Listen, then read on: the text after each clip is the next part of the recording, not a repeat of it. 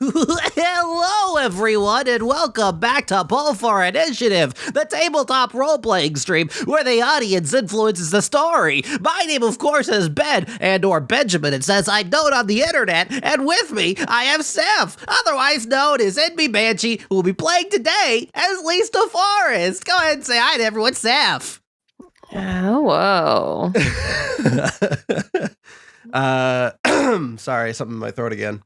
How you doing, Seth? I'm sleepy, but I'm good. You're sleepy? Oh, okay. Well, you better wake up. Well, we definitely stayed up until 2 in the morning last night watching anime, so. We ended up finishing Spy Family, so we looked for a similar anime, and we found Buddy Daddies, which is good, but it's not as good, I don't think. It's... the little girl just isn't as good as Anya Forger. Yeah, Anya Forger is significantly funnier. Oh yeah, and like, it's so canon that Anya Forger is just Lise when she was little. Every time she does something, both of us are like, that's Lise. What was the line she asks her dad? She says, I want a pistol with a silencer. Oh yeah. It's just August like, where did you fucking learn that? Lise, I want a flintlock pistol. Yeah. He's like, where did you hear that? But yes, can you tell me and tell us all what happened last session? Oh, I wrote it down. Okay. Would you like to hear my notes from the last session?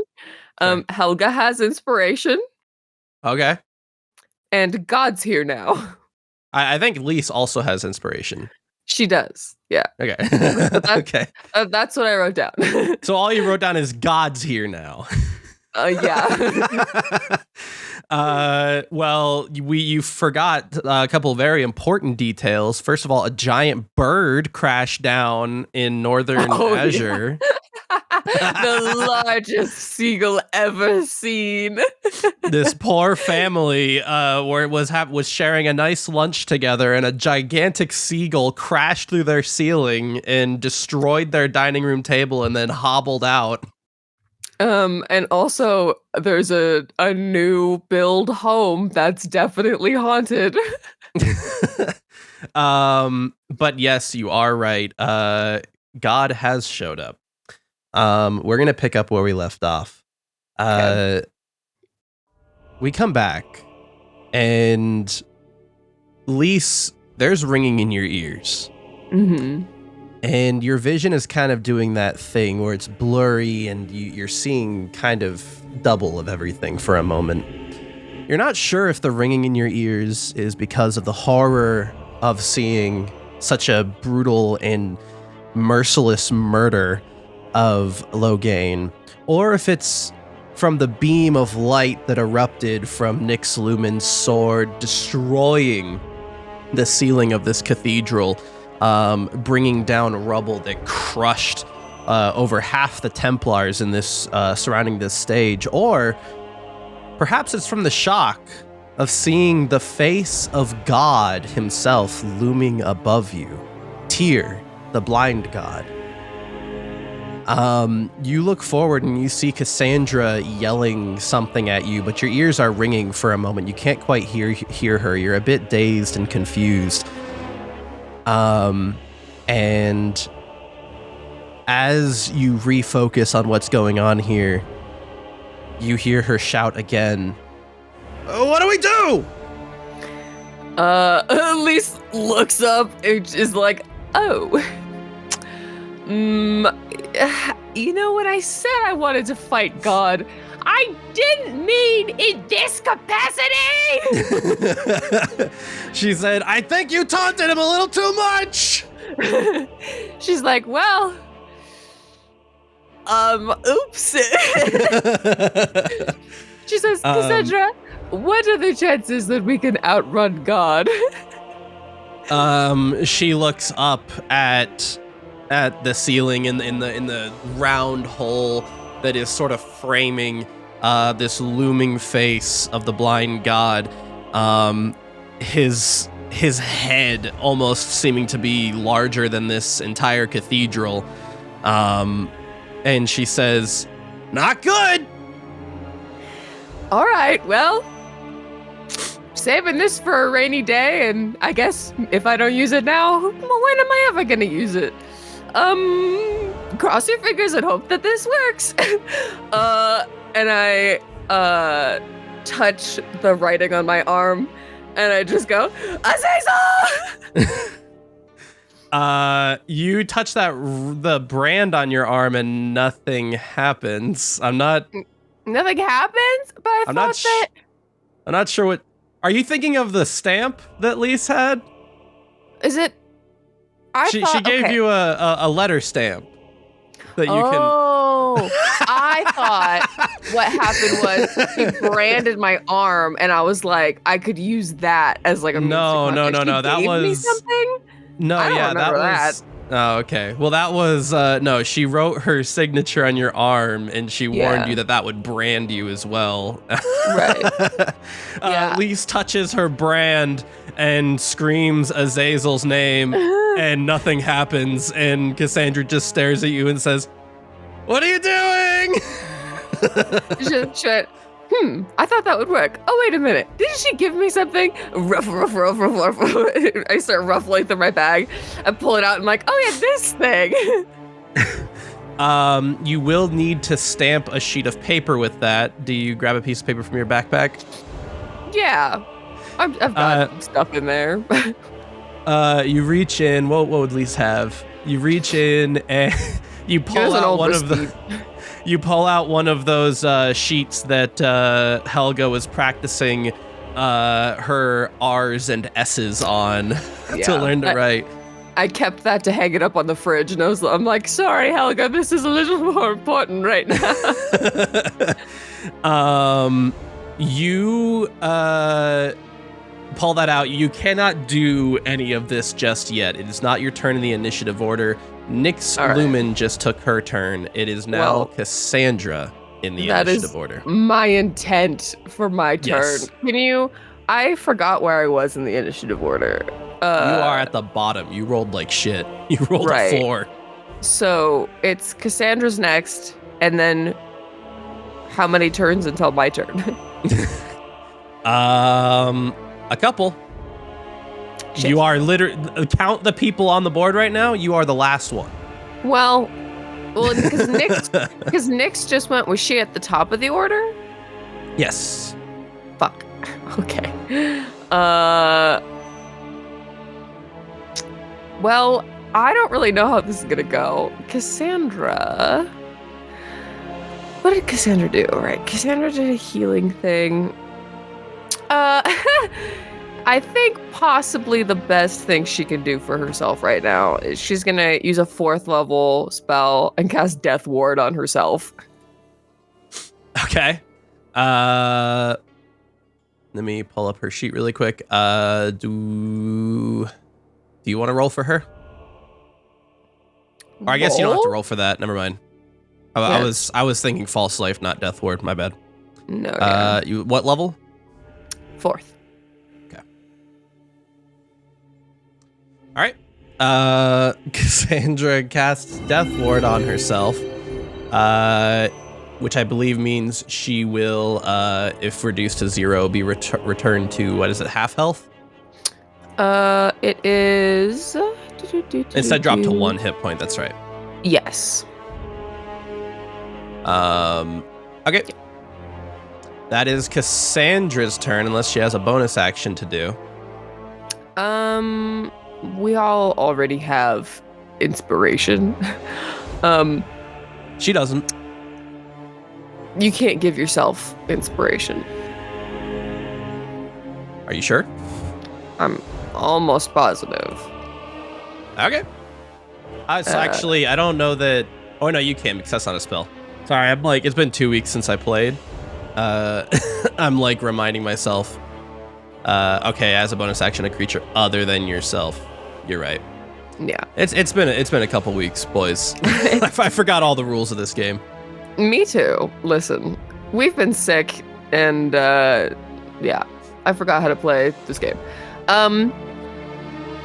Cassandra's also gonna fucking move. She's just gonna come like behind Lise, or like. Oh, she's gonna hide behind Lise. Well, the god showed up, and I think Cassandra just wants to be close to Lise because she knows that something's gonna happen.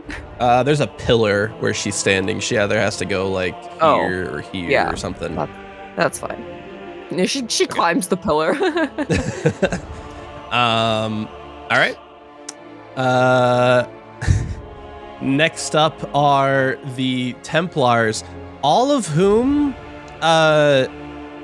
looking up to see their god has appeared in the sky, they all drop their swords and shields, and they fall to their knees and bow their heads, in sovereigns to their god.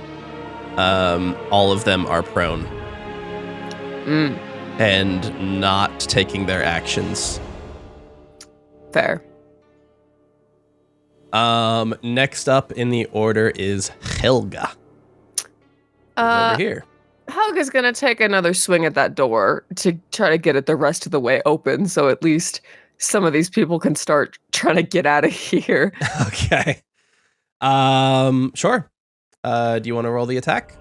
Yeah, so she's still raging, I believe. So let's see. I don't think you can continue to rage if you do not make an attack against an enemy. The door doesn't count. That's fine. So then it'll just be her regular attack. I guess she only gets one attack if she's not raging, I think. Yeah, it says right here, it ends early if you are knocked unconscious or if your turn ends and you haven't attacked a hostile creature since your last turn or taken damage since then. Where does her extra action come from? Extra attack. Okay. And she has a few things to give her extra attacks. So she has extra attack, which isn't impacted by rage. So she still has 2 attacks. She doesn't have the third one because she's not raging. Sure. And she doesn't add any extra. She doesn't add the +3 because she's not raging. Yes. She also does have, I think she still has the once per day hammer ability. Right, yeah, she hasn't used that yet. 18 to hit. That'll do it. Okay. 2d6. That is 6 plus 6 is 12 damage on the first attack. Okay. And then 28 to hit. On the second. That'll do it. Yeah, no, that one doesn't actually. She went too high. Her hammer clipped through the door. And then 14 damage on her second attack. Okay. With those, the door like splinters open, and easily people can start making their way out one by one if they want. Okay. Maybe she'll take a step back from the doorway so people can actually get there. Okay. She's not. She opens the door and stands in the doorway. Helga is door now. No. Helga crashes that door open and she calls to all the people in the congregation. She says, "Please form orderly line." And okay, you are not forming orderly line. You are all pushing past each other. This is not very safe. Not many people go through door at once. Stupid. Door is one person only. Helga says single file, not 37 file. And now next up is you, Lise. All right, yeah. Lise is like, I don't know what this is gonna do, but let's find out. Stamps the paper and just is like, you stamp this sign of Azazel on the sheet, and it gets very hot in your hand. Yeah. Oh, I let it go. You let go of that paper, and jets of flame are shooting off of the stamped spot, and that sheet of paper is like floating in the air now, displaying Helga's writing for all to see.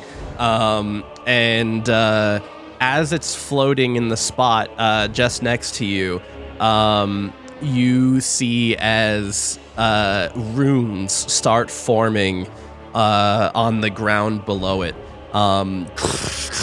carving themselves into the flagstones beneath it. That stamp, by the way, crumbles in your hand. Damn. You feel as though like all the magic has been drained from it, and this circle continues forming like runes in the ground, and the flagstones within the circle begin glowing red. Something is happening, but you feel that it's going to take a moment to conclude. Liz just goes, "You're in for it in a minute." Cassandra says, "So we guard the circle thing?" Yeah, I guess so. I think that we're not getting out that door because now all the people are rushing to it, and I feel like this is our only chance at survival. So yeah, protect the circle. Helga, by the way, did have 25 more feet of movement. She could like leave that area fully and like come help you if you wanted. Yeah, she'll probably come. Let's see, 5, 10, 15, 20. Well, 25 only gets her to like here. Mm-hmm. That's closer than she was. That's fair. All right. We are back to top of the order. And you see, as you look back up into the sky, Tyr is lowering his left hand down upon the cathedral. It is passing through the clouds and getting closer, and you begin to realize that clouds have gathered around him, dark storm clouds, and he's radiating a sort of light. It's almost as if like light is peeking through the rain clouds after a particularly heavy storm. And as his hand is getting closer to the cathedral, the light is getting kind of blinding. He doesn't quite make it to the church, but he's getting closer. And as he is getting closer, you notice that Nyx's sword is glowing brighter. And she charges at you, Lise. Oh no. Lise is like, keep your hands to yourself! Get him out of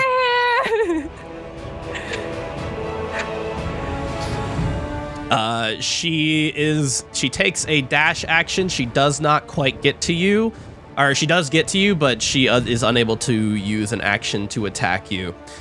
She is charging towards you, though, sword raised, and she cries out, "For the Emperor!" She says, God, shut up. Why are you yelling? I'm standing right in front of you. She's charging towards you, sword and raised, to like fucking lop your goddamn head off. And Lise just has her hands on her hips like, calm down. Why are you yelling? Lise, about to get stabbed. Chill out. Nyx stabs her and she just goes, oh, did you want this back? And she pulls it out. Let's see. She does have some bonus actions. Hang on. Give me just a second.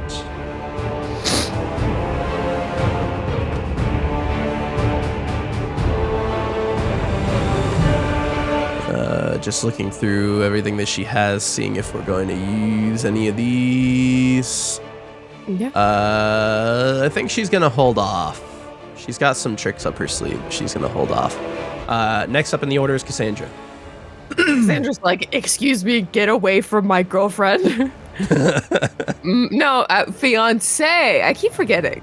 I proposed and I forget that they're engaged. Cassandra.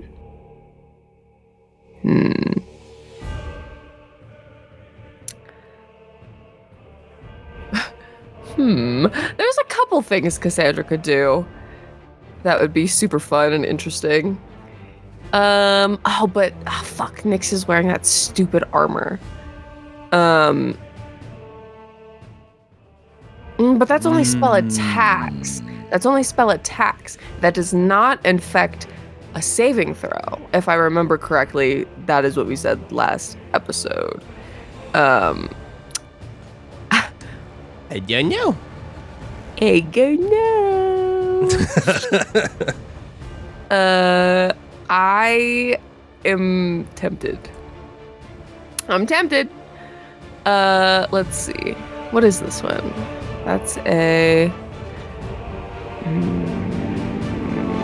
yeah, fuck it. Cassandra's gonna try polymorph. Okay. On Nyx. That's DC 16 wisdom save. Ooh, okay. Yeah, that's Why? What, she's got like really great wisdom or something? 17 will do it. Damn it, so close. Yeah, she's got pretty good wisdom. She's right. She attempts a actually, how many hit points does polymorph have a hit point limit? Is polymorph the one that you can change, or there might be a different form of polymorph where you can polymorph multiple people depending on their hit points? I don't know. I think I'm thinking of a different spell. But regardless, she does the save. Okay. Cassandra goes, frog. Oh, I'm thinking of sleep. She says frog. Yeah. She casts a frog polymorph on her, and for like a split second, Nyx's head turns into a giant frog head, but transforms back instantly. Cassandra goes, damn it.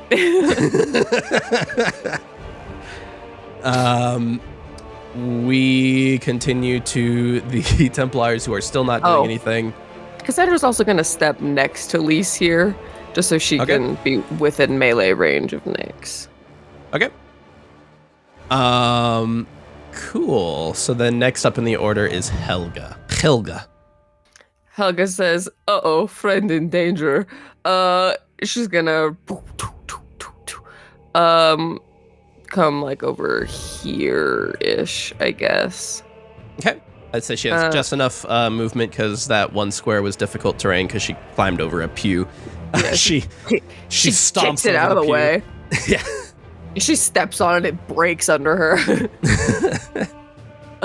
She says, you are hurting, friend. You stop that. You summon big man in sky. It's very bright. Very bright. She'll go into another rage. And then that's her bonus action, so she can't take her 3 actions yet, but she can now add her +3 to her 2 attacks. So she's gonna take both her attacks on Nyx. All right. 17 to hit. That will not do it. Okay.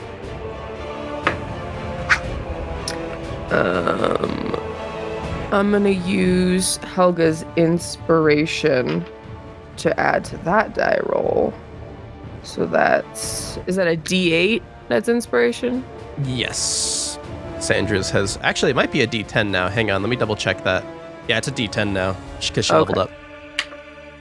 Awesome. That is a 22 to hit. Okay. That'll do it. Second attack hits. That is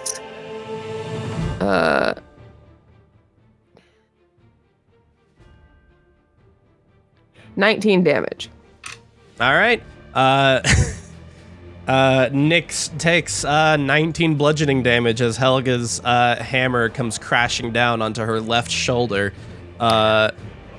she was sort of charging toward Lise, and poof, is kind of thrown off balance just a little bit as her massive pauldrons hit. Can you remind me what Helga's hammer does again? That ability that it has? Once per day, she can activate its ability, which gives her another attack. I'm gonna do that. Okay. So Helga squeezes the handle of her hammer, and suddenly it's light as a feather for it to swing, and will become incredibly heavy upon impact. Okay, that's a 22 to hit. Oh, that'll do it. And so that is another. That's another 19 damage. She brings it down, it bounces off the pauldron, and she squeezes the handle and does like a full 360 spin and brings it back down again. And Nixlumin is knocked down again. No longer has her sword raised valiantly above her head. She came to attack Lisa, and Helga was like, I don't think so.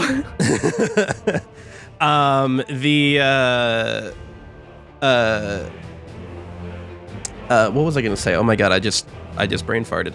Oh yeah, I just remembered, since you said like 22 to hit and then 22 to hit again, there's a type of monster that I saw that someone homebrewed, which sounds like such a fucking like dick move of a boss. You basically re-roll the AC every turn. Oh, I think I saw that. It's like, okay, that's just mean. Yeah, I mean, it would have to be like something that made sense narratively, why they're suddenly stronger sometimes and weaker other times. But yeah, I don't know, like it could be interesting. It's a non-Newtonian slime. Yeah, as long as it's like explained narratively and like you communicate it, like I think it could be a cool boss. But anyway, it could be interesting, but also yeah. We are back to bottom of the order, Lise. That circle of runes has fully formed, and a column of flame shoots to the ceiling as you see the silhouette of a familiar face. Azazel! Yes. You see Azazel. Oh, she's a little bigger than she's supposed to be. Take her place in that circle. She is wearing a full suit and tie. Zazie has a full suit and tie, black suit and tie. She has a little rectangle up to her ear that she's holding, and it's like illuminating the side of her face that we wouldn't recognize to be a cell phone. She's holding a briefcase in the other hand, and she sees where she's at, and she says, hi, Lise. Hang on 1 second. I'm gonna have to call you back. I have a business right now. Something just came up. I'll get right back to you. Believe me, I really want to do this interview, but it's just something very important just came up. Zazie? She taps that little rectangle and lowers it and looks at you and says, "Oh, hey, Lise, how's it going?" Hey, Zazie, so sorry to pull you away from work, but as you can see, God's trying to kill me. She looks up through the hole in the ceiling and she says, Oh, Terry, this is gonna be really bad for your case. Terry, you fucked up. She goes like, wait, and listen, wait, can you summon Asmodeus here? Because I think I'd like to speak to him. It would be great if he could show up and see all of this too. Because guess what? And I point over to the pedestal and I'm like, there's another ball stone in the Temple of Tyr. Oh, that's Tyr. You're once again meddling in other gods' domains. She's like, so please save me. This woman is trying to kill me, and I'd rather not die. She's tapping that little rectangle again, and she turns to you, Lise, and she says, I'll be right back. I have a quick conversation to have. I'll be right back. I'll be right back with you, Lise. By the way, we totally gotta do lunch sometime. I Whatever's know. good for you. I mean, we'll have you on the ship one day. If I'm dead when you come back, will you bring me back to life? Because well, I don't know that I can do that. I don't even know that you're gonna come to our domain. Here, let me take this call really quick. okay.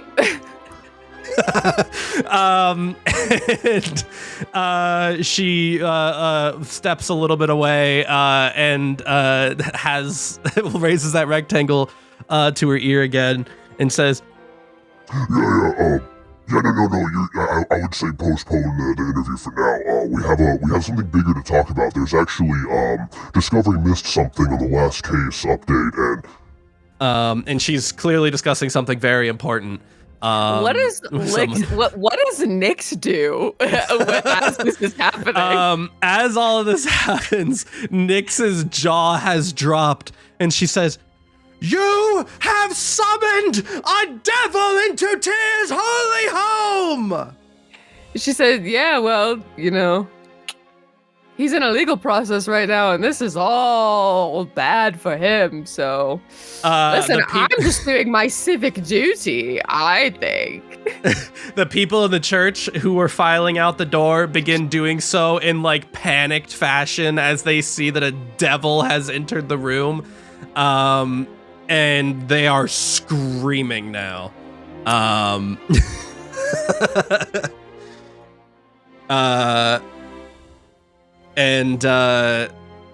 you hear things to the effect of, "The Chaos Crusaders are here and they've summoned a devil!"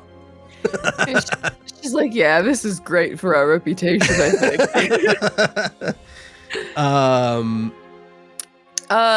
So that happened on my turn, but do I still get to take an action? Yes, you do still get to take an action. Okay. Interesting. Okay.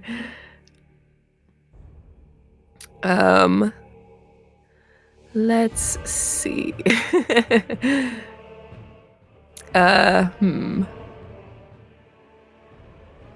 There's not much that I can, because a lot of my shit is spell attacks.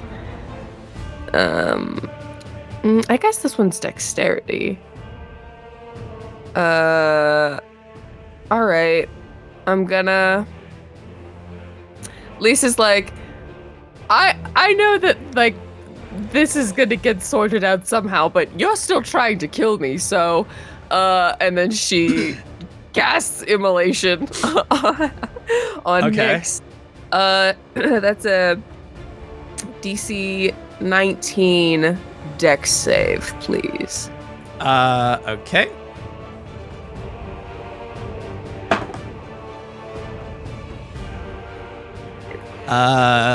Dirty 20. Fuck you. Okay. Okay, well, she still takes half damage. As you're casting this and as you're continuing to roll, chat, I have a poll for you. Lise has a vision. Right now? Yes. I'm busy. 1 in chat for a fateful vision, 2 in chat for a painful vision.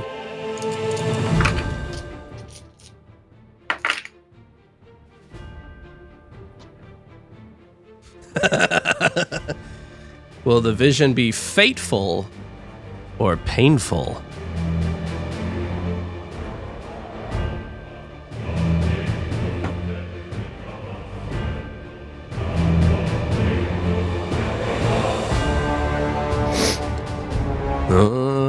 It's looking like it's gonna be fateful. So give us that damage total real quick. half damage. It was 21 damage overall, so does that round down to 10 damage? 20. How much was it? Sorry, I missed that number. It's 20, but she takes half. Or it was Yes, that's 21, but she takes Yes, half. you always round down when you're having in D&D 5e. Yeah, that's what Okay. Oh, wait, you- plus 4. So it's 14. Well, plus 4, which is, or I guess plus 4 is after the halving. So, okay, yeah, 14. You, Lise, as you are holding your hands back to cast this immolation spell and about to move them forward to cast the spell on her, your vision flickers for a moment. And you feel these flames bubbling up inside you. You feel incredibly powerful, and you're not quite sure why. But you get your answer as you focus for a moment on this vision that you're getting mid-cast. It's really just a couple split seconds. But you see the inside of the Cave of Cinders. And your hands are not hands.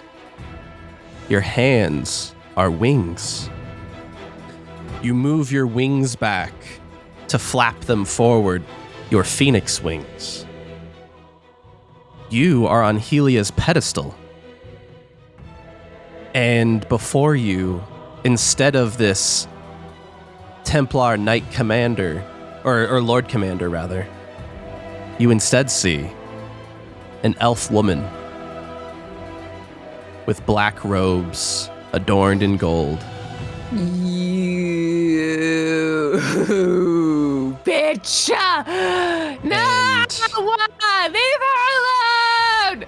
wielding a staff with a skull on the top with rays surrounding it. And you flap your wings forward, sending fire toward this elf woman, all the power that you can muster. And this elf woman plants her staff in the ground, forming a barrier in front of herself, casting that flame to the side.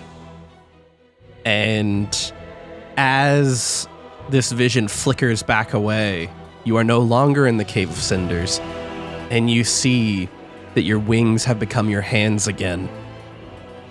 You have cast with double damage instead of 14, 28 damage, but your spell was deflected miraculously away from Nixlumin and has instead hit Helga. Oh no! Helga says, ow. Helga takes 28 points of fire damage as you attempt to process the vision you just had. She goes, what the shit? Oh, sorry. Helga, did I do that? What the fuck? Helga rubs her shoulder and says, "Ooh, Toasty. Lise, make sure you are looking where you are shooting." Sorry, I started having a thing. Cassandra, I think you know who is in trouble. We gotta finish up here, like, now. And she says, "I don't know who. We have a lot of people. Let's focus on this." Okay, well, it's very important to me, specifically. Next up in the order is Nixlumin, who, before she attacks, the left hand of Tyr has reached the cathedral. Oh. Crashes through another piece of this ceiling. More boulders come tumbling down, crashing into pews as this hand grabs Helga and lifts her into the air. No! And you hear Well, wait. When it comes into range, do I get it tries to pull it away? Do I get an attack of opportunity or what? You know what? Sure. Swing your dagger at God's hand. I won't tell you not to. I'm pretty sure, actually. Yeah, go ahead. Let's do it. Hold on. Let me actually think that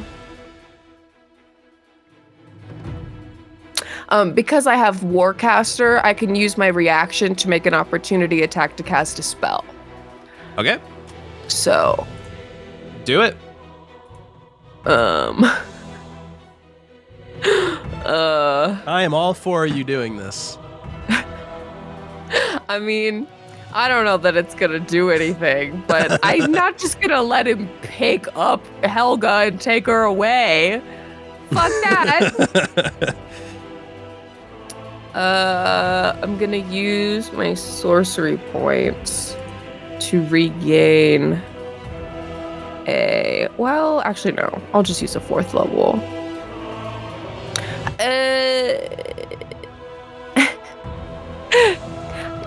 Fourth level Scorching Ray? I don't know. Sure, go ahead. So that is 3rd level or higher. So that's 3. So 3rd level or higher. So that's 3 and then 4 and it's 4th level, so it's 5. I believe. So it's 5 Scorching Rays. Okay.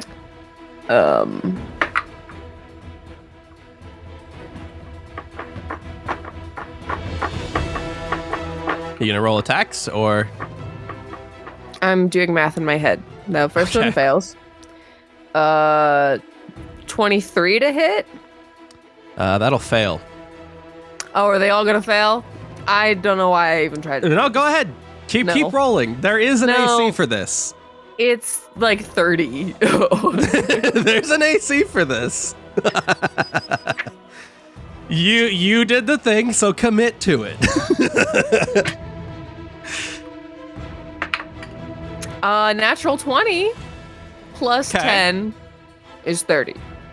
That'll hit. Okay, 1 hits. Great. And it's double damage because it's a natural 20, right? So yeah. Let's roll that double damage. It's just 1 Scorching Ray, though. 10. 10 damage? Double? Well, yeah, because I got a 5. Plus 4 is 14.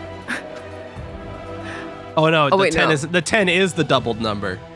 Yeah, I got a 5. Oh wait, no. Wait, no. I rolled 2d6, I got 10, so doubled. Yes, would be 20. Would be 20. Okay. So 24 damage? No, it's just 20. This is an opportunity attack. I don't get to add my proficiency bonus. Okay, so 20 damage. Ooh, that's cute. You blast this Scorching Ray at Tyr's hand as it wraps around Helga. And she says, fuck you! Give me my friend back, you bitch! You watch as, we'll say, 2 of the hairs on his pinky finger are singed off. Hey, have you ever put your fucking pinky over a flame, okay, and actually had the hair burn? It hurts. Yeah, I bet it was a little bit discomfortable to him. I bet he didn't enjoy it. Yeah.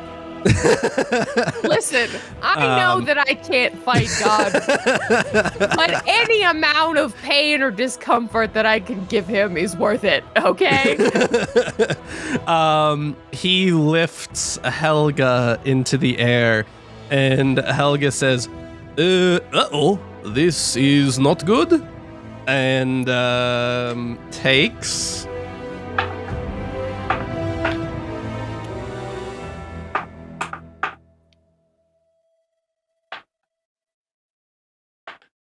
Hold.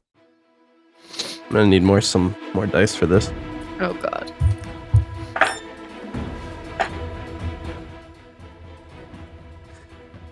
Hold. She takes. Hold.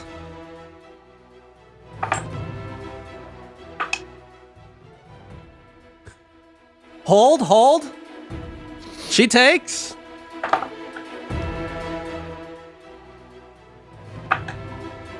Ooh. That was a few really good rolls.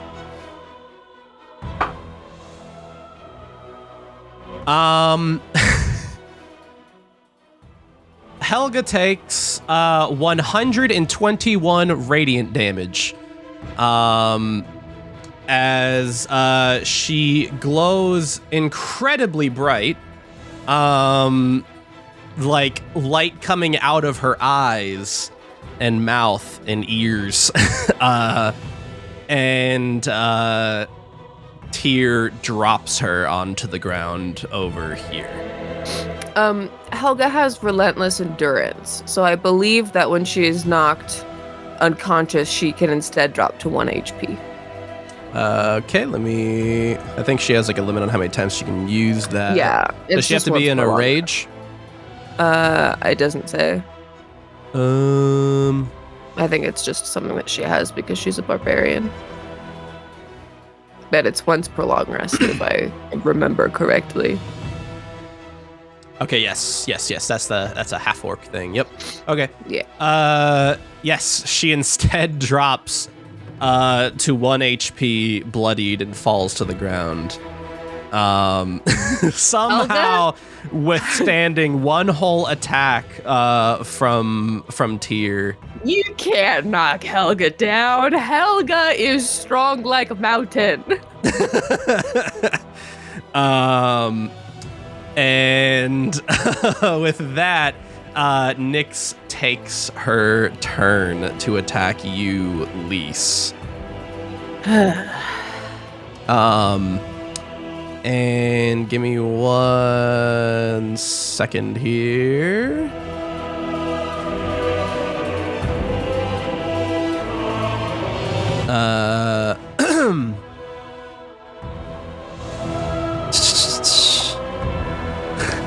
Sorry, I have to fucking roll a few things here.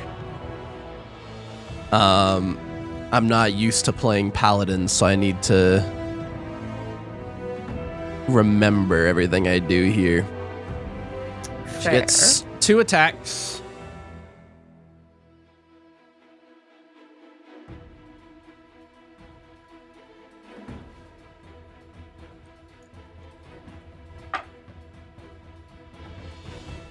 I believe.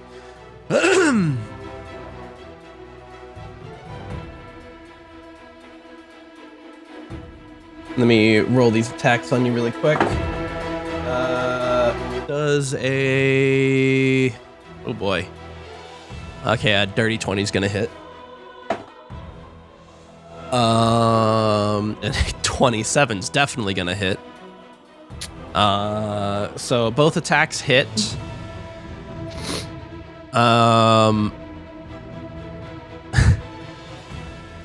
And I didn't even add the channel divinity to that. Whoops. But whatever, they both hit. And give me 1 second here. As her blade is didn't mean to do that. As her blade is glowing with the holy light of Tyr, her attacks do more damage than they normally would. Great. So Lise, you take. You ready for this?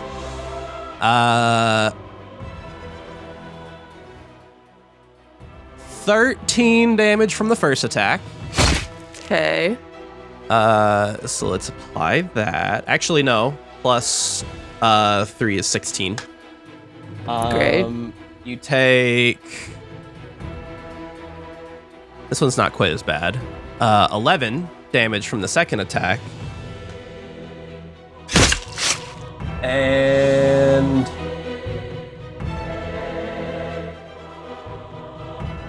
11 radiant damage from the glowing blade.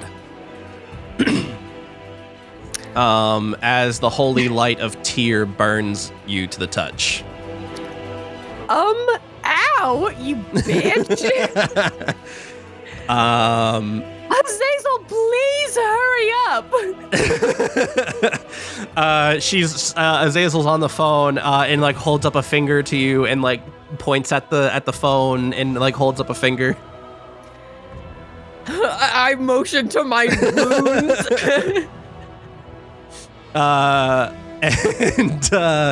With that, we move on to next in the initiative order, Cassandra. By the way, Foxbud is still just hanging out in your bag.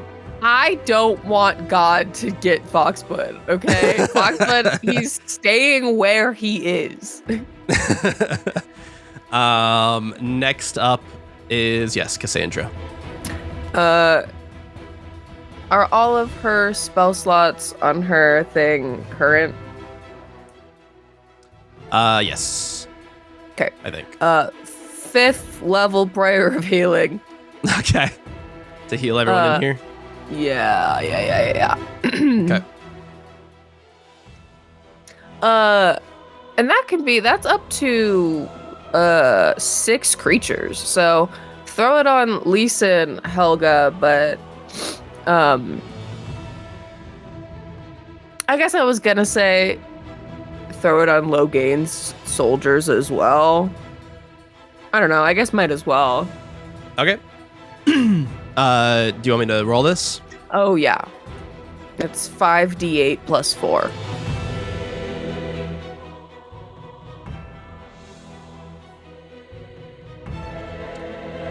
That'll come to a total of 20 hit points regained by everyone. I mean, look, it's better than nothing. You are no longer bloodied. I'm not, but Helga. Helga is bloodied. And sure, I'll add it to Logain's 2 guys over here. They're not bloodied anymore, so that's nice. Yeah. But they still are just kneeling to their god. Listen, I'm assuming when God leaves, they're gonna resume trying to kill each other, and I'd rather they have the advantage. They do not get up, but they do look better. Next up in the order is Helga. Helga limps her way back over. I think she's not gonna get within range of Nyx, but maybe make her way towards like Azazel. Okay. Let's see, she moved. Let's see, she's got 40 feet, so that was 5, 10, 15, 20, and this will be difficult terrain, so probably 30.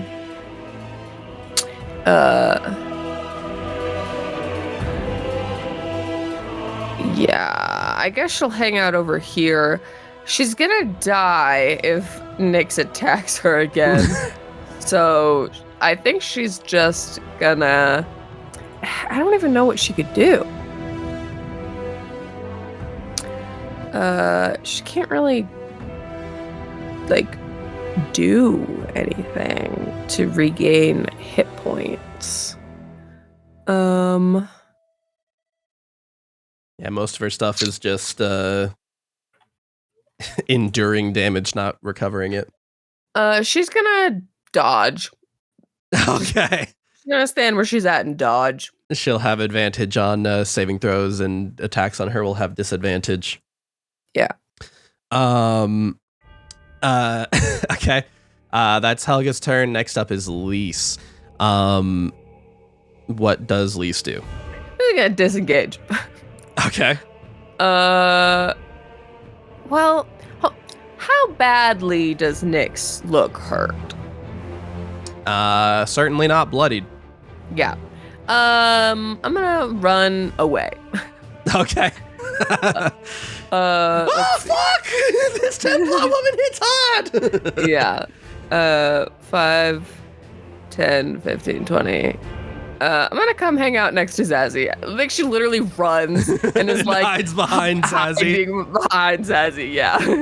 Zazie looks like a business mom with her briefcase, and like her child just ran up to hide behind her. Yeah. Zazie, please, God, just pick her up. I know you're on the phone, but just hold her for a minute, okay? God is here. I'm trying not to die. And as you're saying that to her,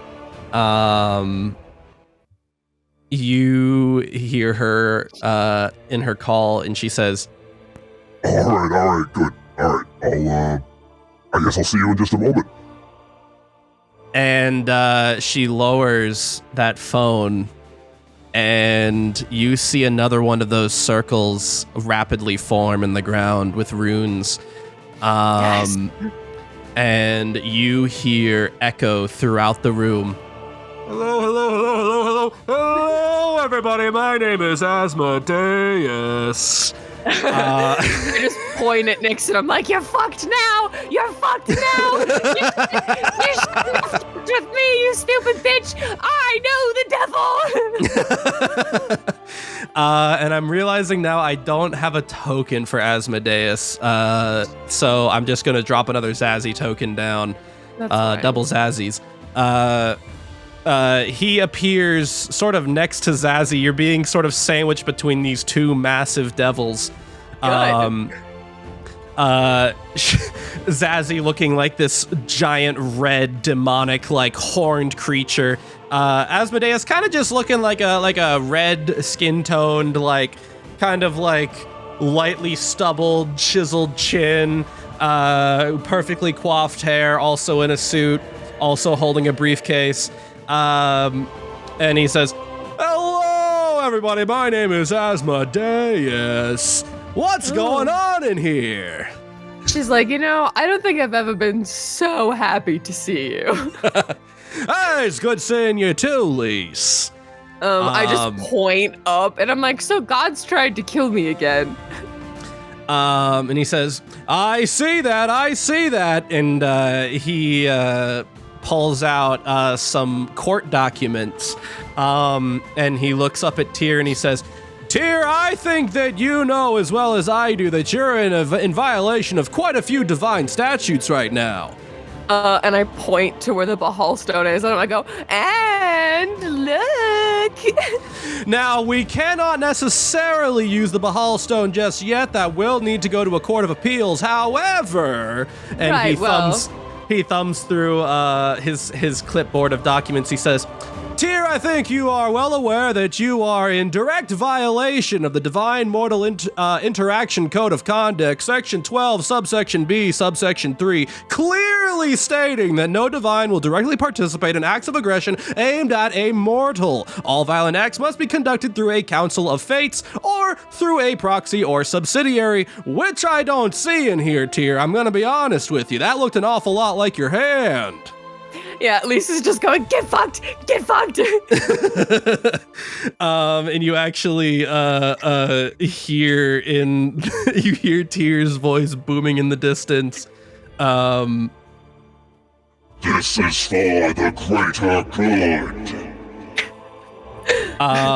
And Asmodeus comes back with, well, sorry, friend, but the greater good is not directly linked as a stipulation to the Divine Mortal Interaction Code of Conduct, Section 12, Subsection B, Subsection 3. So, I hate to break it to you, but I am going to enact the Divine Citizen's Arrest stipulation.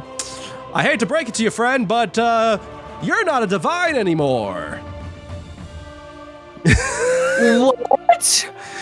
And as he says that, you see Nyx's sword stop glowing instantly. Like, it fizzles out instantly and is just a standard sword. And he says, now, let's be clear, you are absolutely in your rights to bring this to a court of appeals within the next 7 to 10 business days, and we can have this appealed if you can show that you did in fact act through a proxy or subsidiary or through the Council of Fates. But again, I think you're gonna have a hard time proving that, friend. And you hear Tyr scream, What's happening to me? No! No! No! Lise is laughing maniacally. This is the best day of her life. You see his face like shrinking in the sky. And it's getting closer though, but also shrinking.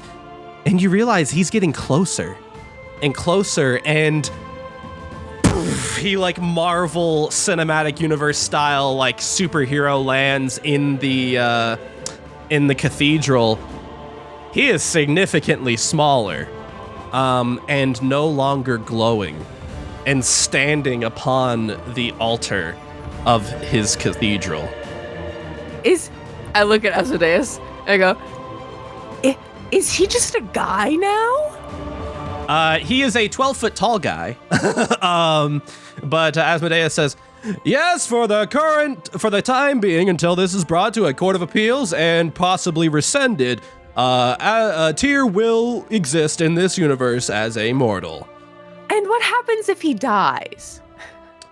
Well, the same thing that happens to all mortals. Not quite sure where his soul goes, though. I'll have to consult with the Council of Fates on that one. The doom music starts playing as Lise turns to look at Tyr. We're actually going to hold another poll here really quickly.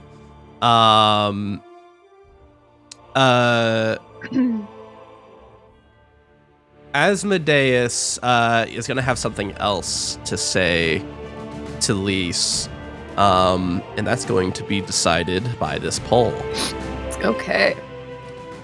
Currently, chat, are the Divines afraid or angry? 1 in chat for afraid, 2 in chat for angry. Like the rest of the Divines? Yes. About what specifically? About this situation? Well, the details of that will be explained in a moment, but it's going to be decided by this poll.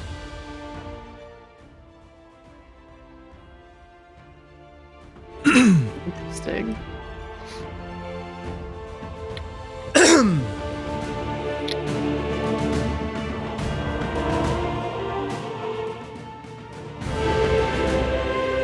It's looking like they're gonna be afraid. Yeah, okay. Yes, the Divines are afraid.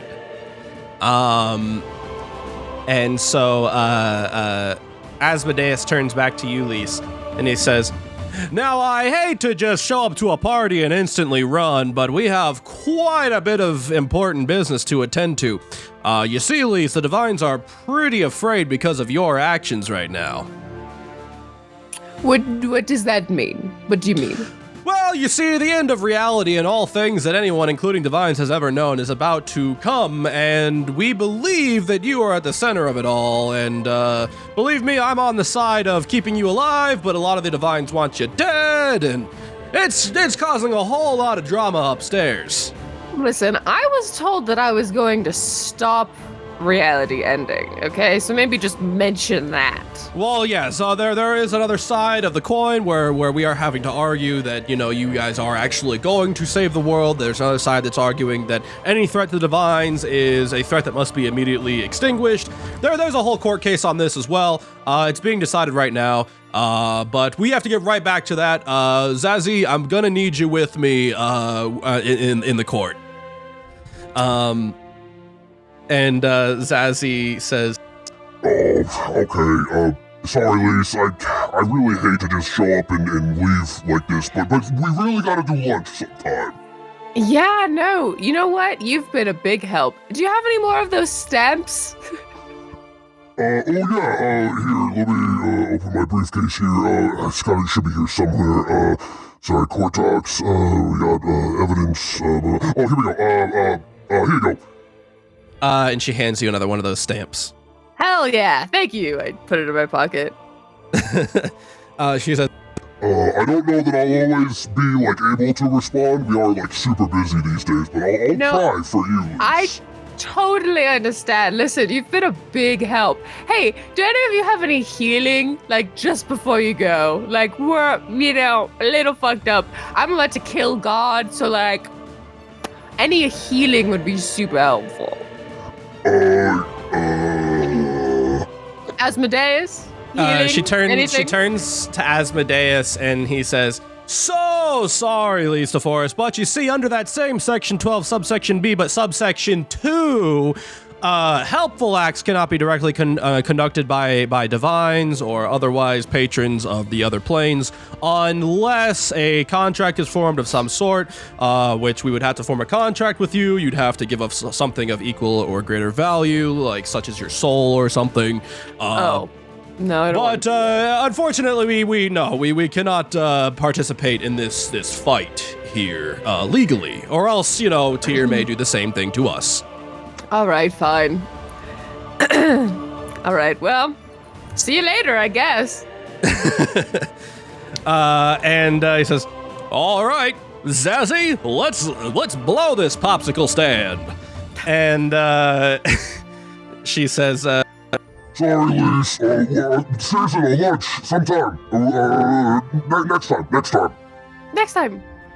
And a column of flame erupts around her as she vanishes from the field, and you hear, Goodbye, everybody. My name is Asmodeus. And He introduces himself as he's leaving. yeah, and a column of flame erupts around him as he disappears as well. Yeah, the doom music starts playing ambiently from somewhere, and I just turn to look at Nyx, and I'm like, so, where were we? Nyx has not said a word, and looks back at Tyr and looks at you and says, "What have you done?" So, about that whole god thing. Yeah. I'll be taking your soul now. Your soul? Yeah, your soul's mine, you stupid bitch. All right, and Nyx actually is next in the initiative. And she like steals herself for a moment and turns to the closest person near her, and she says, "I will strike all of you down in the name of Tyr," and swings on Cassandra. I feel like Cassandra looks at Tyr and is like, I don't think doing anything in his name is worth it at this point.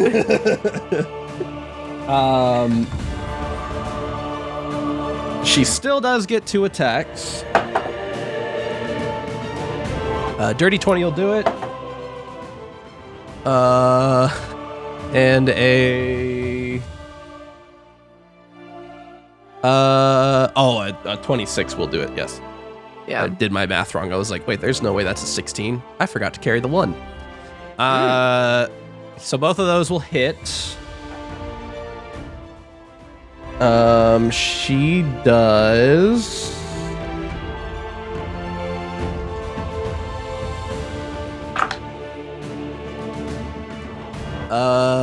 with the first attack, does 14 points of damage, slashing damage, and with the second attack, does 12 points of slashing damage. However, she does not get the bonus of that glowing light on her sword. Yeah, that's a tough break. Next up in the initiative order is Cassandra. I feel like Cassandra's like fully doesn't even know what to do with herself anymore. She just watched God become not God anymore, and like, yeah, she's going through it, I think. Tyr, by the way, did skip his turn. He's like looking at his hands right now on the altar as he's coming to terms with his mortality. Fair. Let's see. Oh, sorry, I was looking at these. I want to do this, but I think that Nyx has a high wisdom. I think that we've established that. And so I don't even know that would work. So I'm going to play it safe, do her last, 5th level as another prayer of healing for just us 3. Okay. And I'll roll it this time since I feel like you rolled bad last time. Okay. Let's see, that's 2d8. Oh yeah, I gotta find all my d8s again. But it's only 5, so okay, there's 3. Oh god, help. Okay, that's another one, and I think that's one too. Okay. Yep. Okay, 5d8 plus 4. That is 12. 16. 23 plus 4, 4, 5, 6, 7, 27 healing to all of us. Okay. I accidentally gave Sandra one more than her max. All right, you guys are healed up.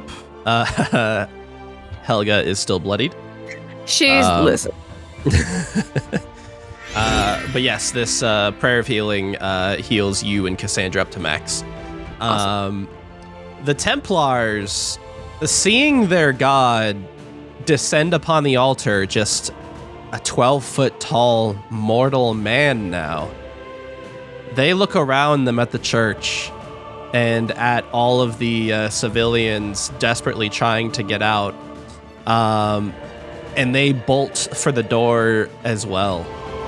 The Templars are fleeing. Lisa's like, good call. You don't want to be here for this. They all begin scrambling as fast as they can over the pews. Desperately, they drop their swords and shields and are just trying to scramble out of the cathedral now. Mm-hmm. Next up in the order is Helga. Helga's like, bleh. Get hurt. And she's gonna run back up to Nyx. I get hurt.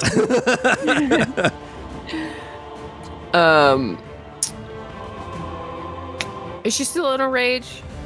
She is not. Okay, rage again. Okay. And so it's still friendship!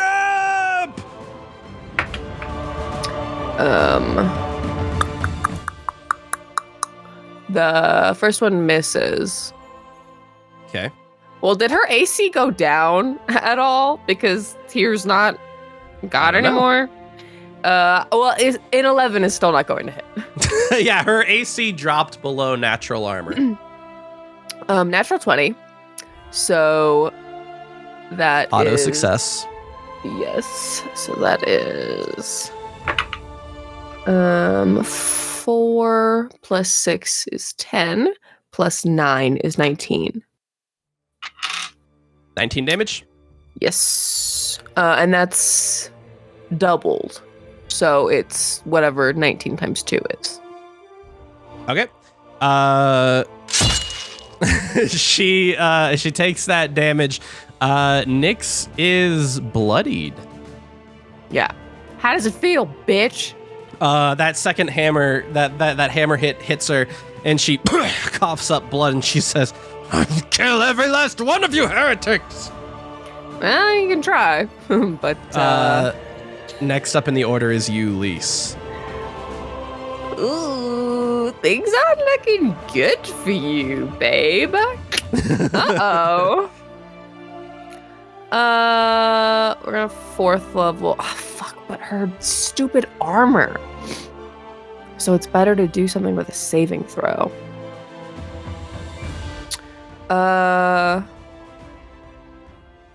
Because otherwise I have to roll really high. I mean, I guess I get a plus 10 in my spell attacks, but do I remember? I mean, I don't remember, and I don't think you're going to tell me, but I don't know what I have to hit on a spell attack to bypass the Voidite. Yeah, I don't know. What is it? Yeah, okay. I don't remember.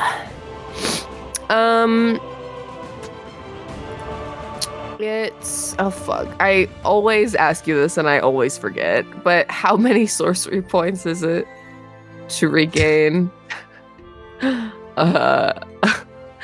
a 5th or a 6th level? Hang on, let me pull it up. I always forget.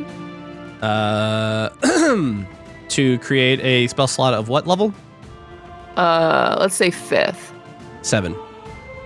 And so it would be 8 for a 6th level. I don't know that you can create a 6th level spell slot. Yeah. You can transform an unexpended sorcery point into 1 spell slot. As a bonus action on your turn, the created spell slot vanishes at the end of the long rest. Creating spell slots table shows the cost of creating a spell slot of a given level. You can create spell slots no higher in level than 5th. All right. Well, that makes my job easy. So that's, okay, so 7, 11, 10, 9, 8, 7. So that would go down 4. Confirm. Okay. So so that you don't you can't get like a shitload of wishes or something. Fair. I'm gonna try immolation again. All right. On Nyx. So that's a DC 19 dex save. Please fail. Please fail. Please fail. Oh, she rolled well. No. 19. Damn it. Fuck you. Okay, well, she still takes... What's half of 27? Half of 26 would be 13. So, yeah, 13. Okay, 13 plus 4 is 17. So she still takes 17 fire damage. All right. Her armor is scorched at this point. She's not looking good. But there is this determination in her eyes to slay you 3. And we go to back of the initiative order, to top of the initiative order, Tyr, who finally looks up from his hands and says, You've taken everything from me. I didn't even know who you were. And then you started ruining my life. So, kind of, you started it. He draws his massive sword with his left hand, and he says, You've taken everything from me! And sprints toward you. I'm gonna let Foxbud out of my backpack.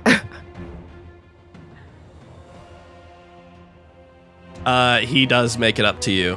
Oh God, help. He bears down on you. You cannot let Foxbud out until your turn. Okay. Next up in the initiative order is Nyx, who, after getting wailed on by Helga, turns to face her instead. And swings 2 attacks on her. Ooh, kind of whiffs the first one. Good. Actually, does a 15 hit? Helga? Yeah, that's just her armor class. Oh my god, a 15 hits. Holy shit. All right.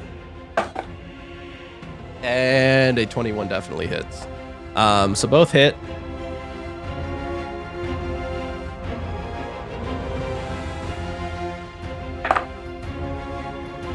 She does.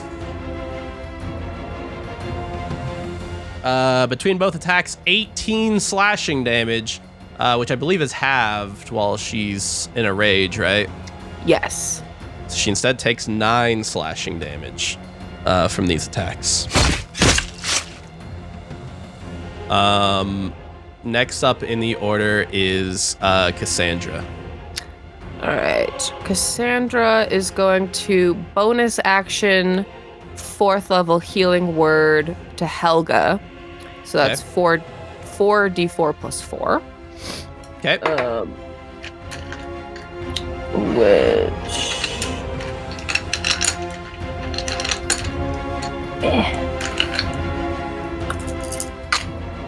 4, 5, 6, 7, 8. 8, 9, 10, 11, 12. Helga gets 12 health. Okay. That ended up being a net positive for her. Okay. And then she's going to she gets a +4 to her flintlock attack, so and it's a D10. So yeah, she's gonna shoot Nyx in the face. Okay. All right. Do you want to roll that attack? Yeah. +8 to hit. 18? That does not do it. Damn it. Well, she tried. A lot's going on. Fires and right now. misses. Huh? A lot's going on right now for her. Yeah, a god is coming to kill her girlfriend, so I imagine it's her fiance. So I imagine it's difficult. What is a fiance if not the next tier of girlfriend? And I imagine it's kind of difficult to focus while your fiance is about to be killed by a god. Yeah. Well, he's not God anymore. Let's make that by very a clear. former god.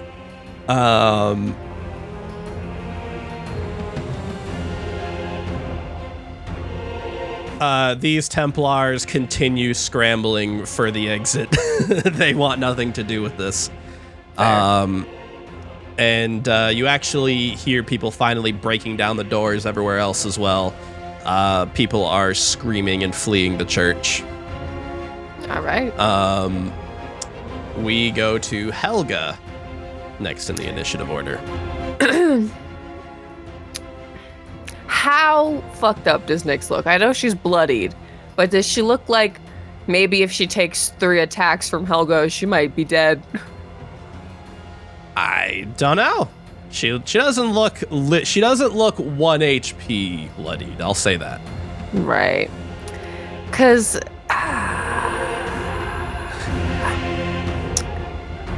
Maybe we instead we have a separate term, like when you're below 10% health, we call that like you're looking fatal. Like okay. Cause Tyr's about to fuck me up, but Nyx is really annoying, and it's like she's already bloodied, and so it's like I kind of just want to get her out of the way, and then we can all focus on Tyr. mm-hmm. So Helga's gonna take her 3 attacks on her 3 attacks on Nyx. Sorry. Okay. My brain turned off there for a minute. Okay. First one. Does a 20 hit? It does not. Nyx? A 20 doesn't hit Nyx? A dirty 20? Yeah. It does not. Fuck. This is the TikTok meme of does a 20 hit? And then no, it doesn't. Okay, well, a 28 hits. Yes, a 28 does hit. Okay, so that's Paladins are beefy, man. 9, 10, 11, 12, 13, 14, 15, 16, 17, 18. Okay, first one does 18 damage. Okay. 25 to hit. Okay. 4, 6 is 10, 9 is 19. This is Or no, this is not with that 9. bonus attack from raging. Yes. 9. Or no, okay, I rolled a 5 plus 6 is 11 plus 3, 4, 5. 13, 15. 15. Okay. Okay. All right. Takes that damage. She's still alive. Coughs up some more blood and says, "No, I will not fall to the Crusaders." Helga's like, just die already. says, "This woman is very strong. I do not think Helga has hit a woman this many times and not killed her before. Yeah, fair. You are a difficult nail to hammer." And next up in the order is you, Lise, as you stare up at this massive bearded man bearing down on you. I open my backpack and let Foxbud out. All right. Foxbud leaps out and grows to his normal size, and sees Tyr standing next to you. And his ears go back a little bit, and he looks at you, confused as to what's going on. I point to his missing hand and I go, "Come on, I know there's a part of you that remembers biting that hand off. You gotta bite the other one off too." You point at his hand, at like the stump where his hand once was, and you think Foxbud's eyes are starting to glow purple. Yeah, that's right. Remember this.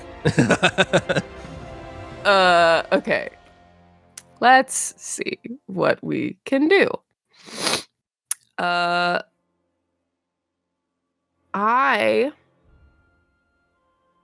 need to back up. I need to get away from him, actually.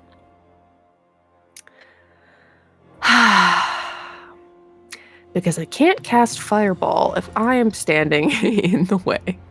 Mm-hmm. It's not possible for me to cast Fireball in such a way that it doesn't, where like the edge gets him and it doesn't hit me, right? You can cast a fireball into the pews. You'll light the pews on fire, though. Yeah. And it'll hit him and not me? Yeah.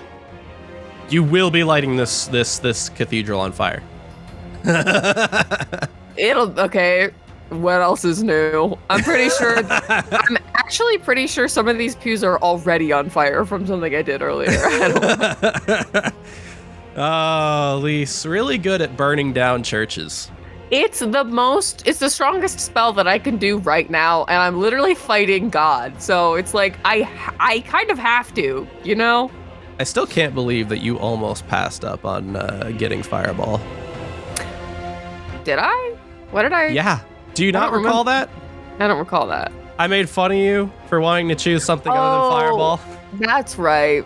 You're correct. That's true. All right, yeah, I'm gonna cast Fireball in the pews. All right. So he has to make a DC 19 Dex save. All right.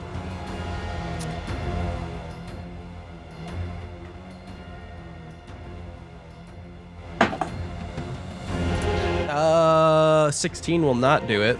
Nope. He's gonna take the full 9d6, which is he takes 37 plus 4, 5, 6, 7, 8. 3, 7, 8, 9, 10, 11. 41 fire damage. All right. You blast a fireball in Tyr's face. Or not in Tyr's face, into the pews, which explode against his back. He says, I've been waiting so long for this.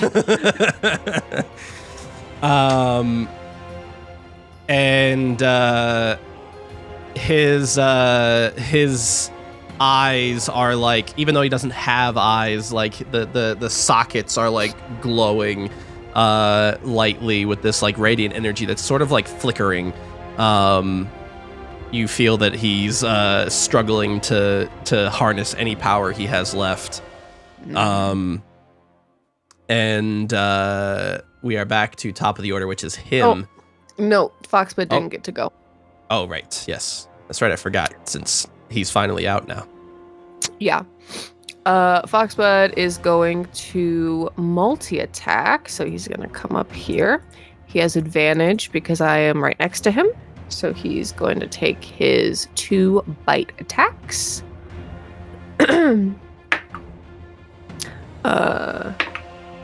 Ooh, yeah. So that first one is 26 to hit. Okay.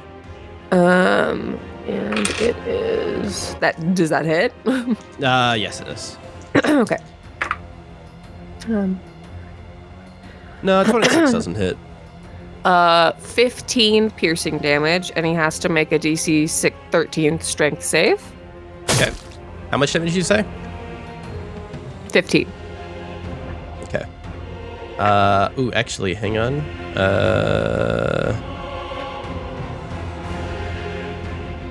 Okay, never mind. Okay, strength save. Ooh, okay, yeah, 24 will do it. Oh, yeah. He shrugs Foxbud off. But as Foxbud draws blood on him, you see like his eyes grow brighter. Foxbud's eyes, or? Yes. Okay. And it's hard to tell, but you think there's like an aura forming around Foxbud. I don't know. I'm gonna assume that this is good for me, but I'm not sure. 21 to hit for the second attack. That'll do it. Okay. That is 6, 7, 8, 9, 10, 11. That's 11 piercing damage and another strength save. Okay.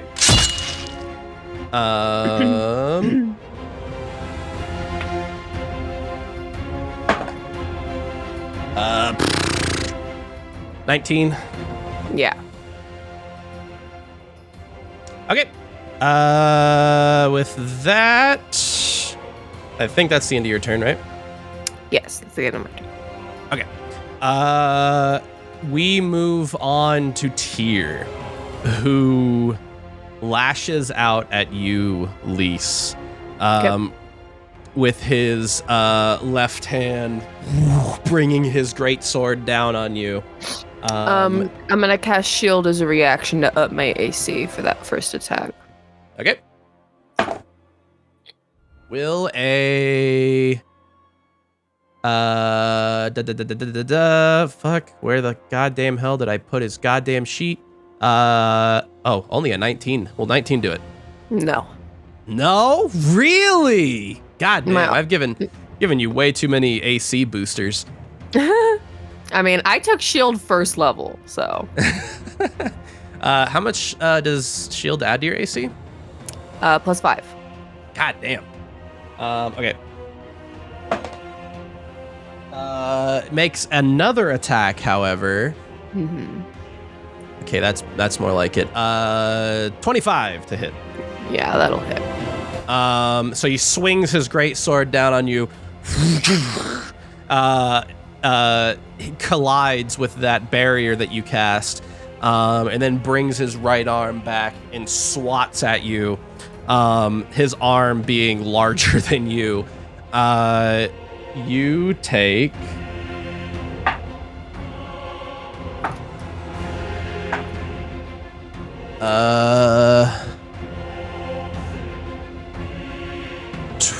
22 bludgeoning damage. Ow.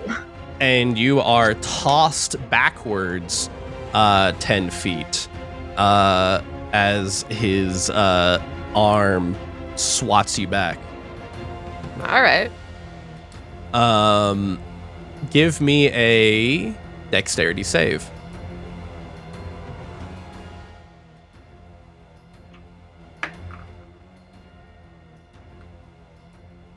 Uh, 19. That'll do it. Okay, you land on your feet. You are fine. Nice.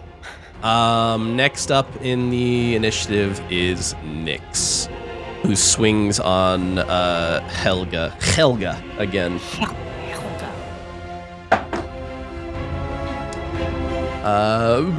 17 will hit. 16? Does 16 hit? Helga, yeah. Okay. All right. 17 and 16 both hit. Helga takes 8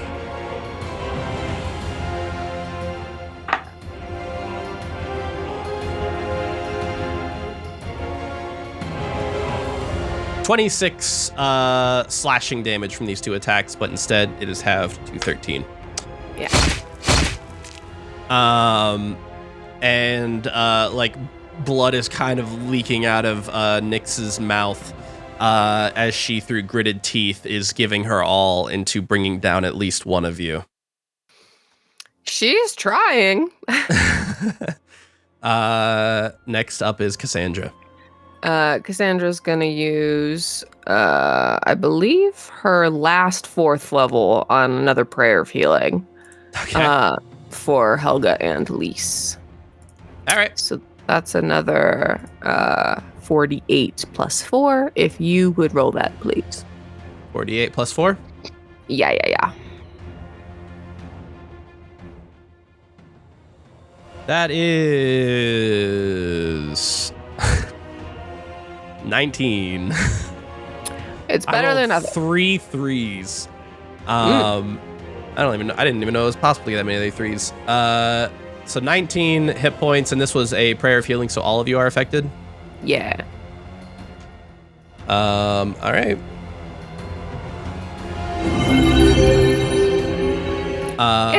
It's better than nothing. Yeah. Next up in the initiative are the Templars, who continue to flee, and they have actually made it out of the cathedral. Great. And next up in the order is Helga. Helga says, okay, you go take nap now. 28 to hit. Unfriendly lady. 28 to hit, that'll do it. Yes. 7, 8, 9, 10, 11, 12, 13, 14, 15, 16. 16 on the first one. Okay.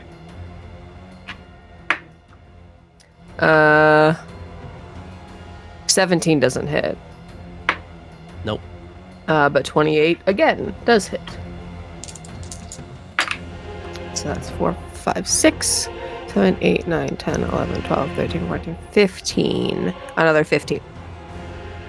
How would you like Helga to finish off Nyx? Oh my god. I think she just bonks her really hard on the head and says, you take nap now. Helga, towering a bit over Nyx, brings down the hammer for one final swing, and Nyx's head kind of sinks into her chest a little bit, and like blood pours out of her eyes as she croaks out, "For Tyr, for Emperor, for Empire," and falls back into the pews, dead. Lee says, fuck your god, fuck your emperor. I point to her dead body and I go, how does that feel, Tyr? Huh? Uh-oh. Tyr looks at you and says, "You will not leave this place." That's a bold assumption. I'm just gonna say it. Is Lise. I'm gonna activate Mantle of Flame. Okay. I'm gonna step closer so he is within range. Okay. And then I am going to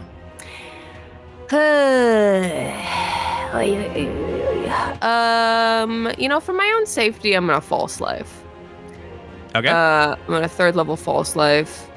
So that is 17 temporary hit points. Okay.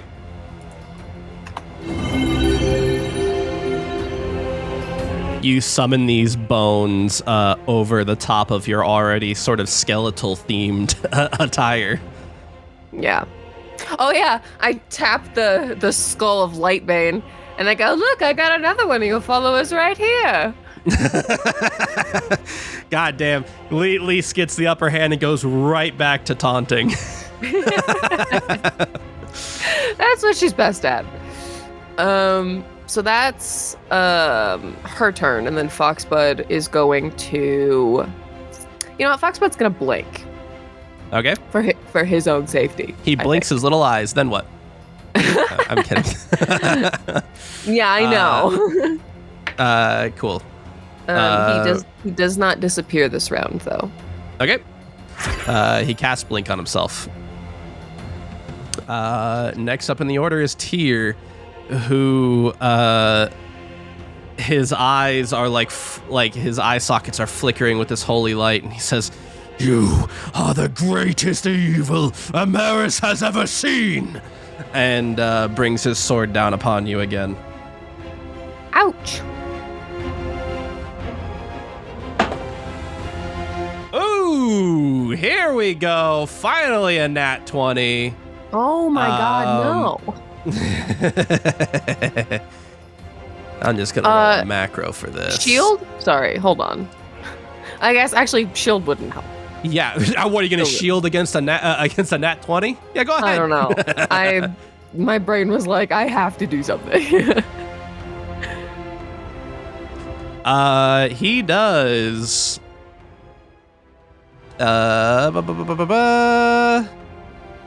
It's if I die, he's gonna take damage. So. Ooh, and this was not a bad roll either. He does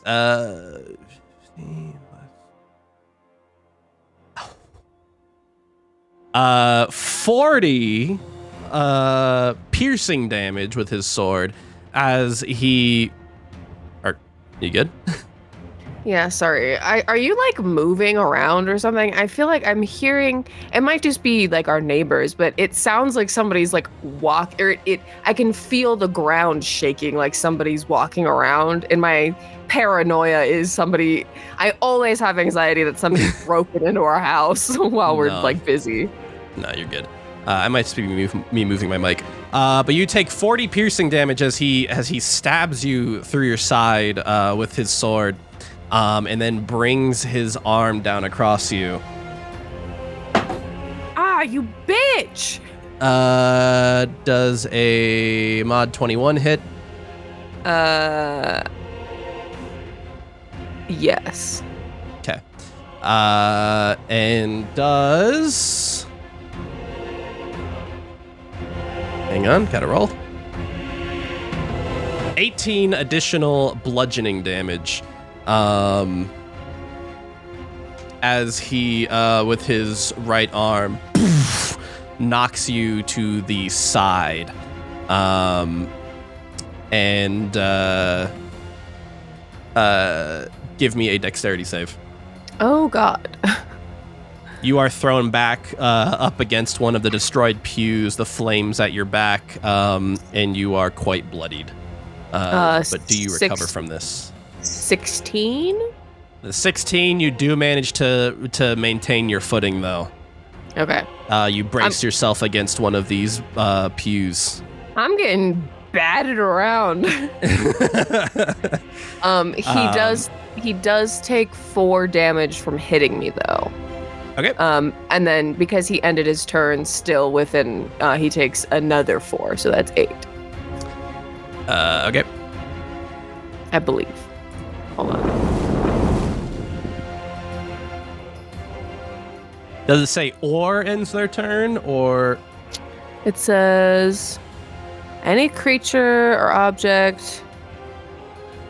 Oh no! Wait, sorry. That's if I die. Oh no, that's not if I die. Okay, this is. Oh no, that is if I die. Hold on. Where the fuck is? When you're nope. Okay. Wait. Oh, that's Phoenix Spark. Okay. Wait. Mantle Flame.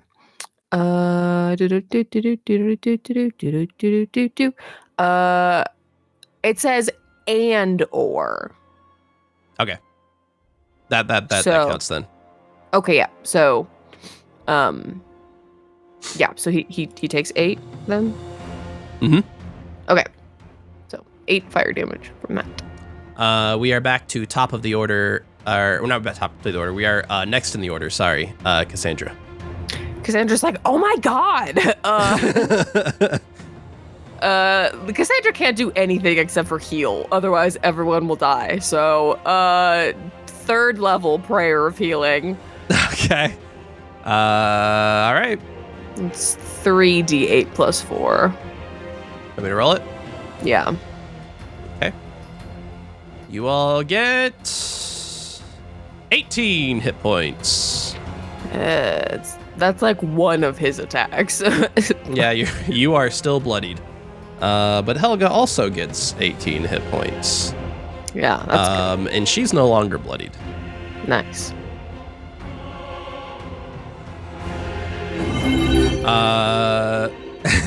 Cassandra says, I swear to God, if you fucking die again. Lisa's like spitting out blood. She's like, I'm working on it. I decided to fight God. Next up in the initiative is Helga.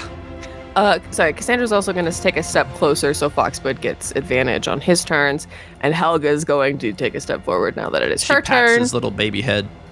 Yeah, she goes, Says, all right, come on, bud. come on, Foxbud, get him. Yeah, Foxbud growls and foams at the mouth a little bit. Okay,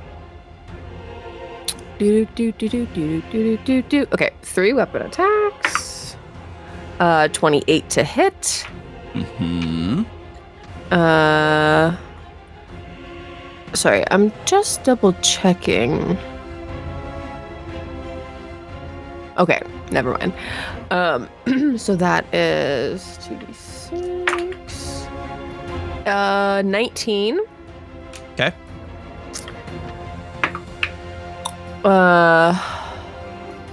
19 damage.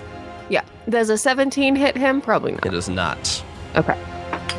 And does an 18 hit him? Does not. Damn it. Okay. She brings her hammer down on his kneecap, or about on the back of his knee, and he is like forced to stumble forward just a little bit and turns to Helga, preparing to attack her next. Hey, she's got far more health than me. Okay, I'll allow it. Next up is you, Lise.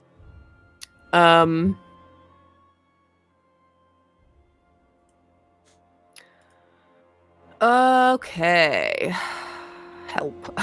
Just help. Help.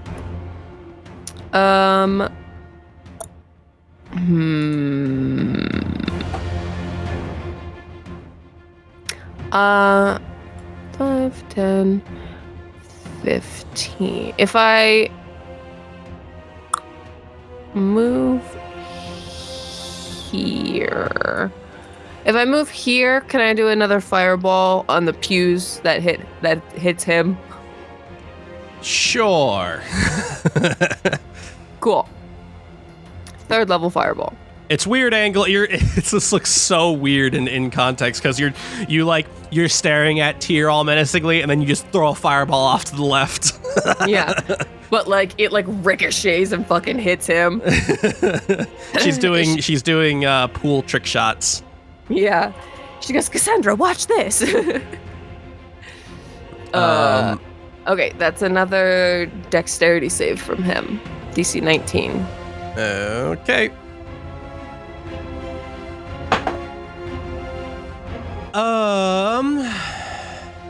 I think he just missed 18.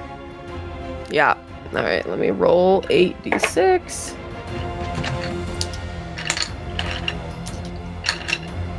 Damn, it really pays to have a lot of dice. 3, 4, 5, 6. 7. 8.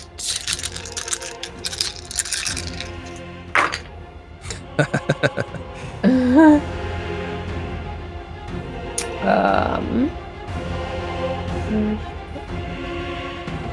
don't think Lise has a whole lot of spell slots left after this. Not a ton. In fact, is this the last time you can cast Fireball or the second to last time? Second to last time. 28, 29, 30, 31, 32. So it's 32 fire damage. All right. He takes that 32 fire damage. Tyr is bloodied. You are witnessing a god bleed. Yeah, it doesn't feel feel good, does it? What does Foxbud do? Now that he's blinked, he's gonna multi-attack again with advantage. 16 does not hit, but the next one. 22 To hit? Yes. Okay. That's 2d8. Is 5. Plus 10 is 9. Nope, plus 4 is 9. So 9 damage, and then he Okay. has to make another strength save. I believe this succeeds. It's a 15. Yeah. He gets a little Okay. bite, though. Oh, and I have to roll for Foxbud to disappear. He does disappear. How much damage was that again? 9. Okay. Cool. He disappears, you said? Yeah. Foxbud blinks out of existence. Next up is Tyr, who deeply displeased with what you've done just now. You notice that energy in his eye sockets is starting to glow again as he turns to attack you.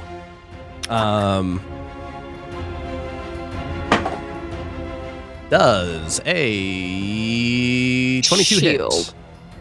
Fuck, yeah, but it hits even with shield. Gotcha. Okay. You attempt to use a barrier to block this. You do not succeed. He cuts right through it and slashes you for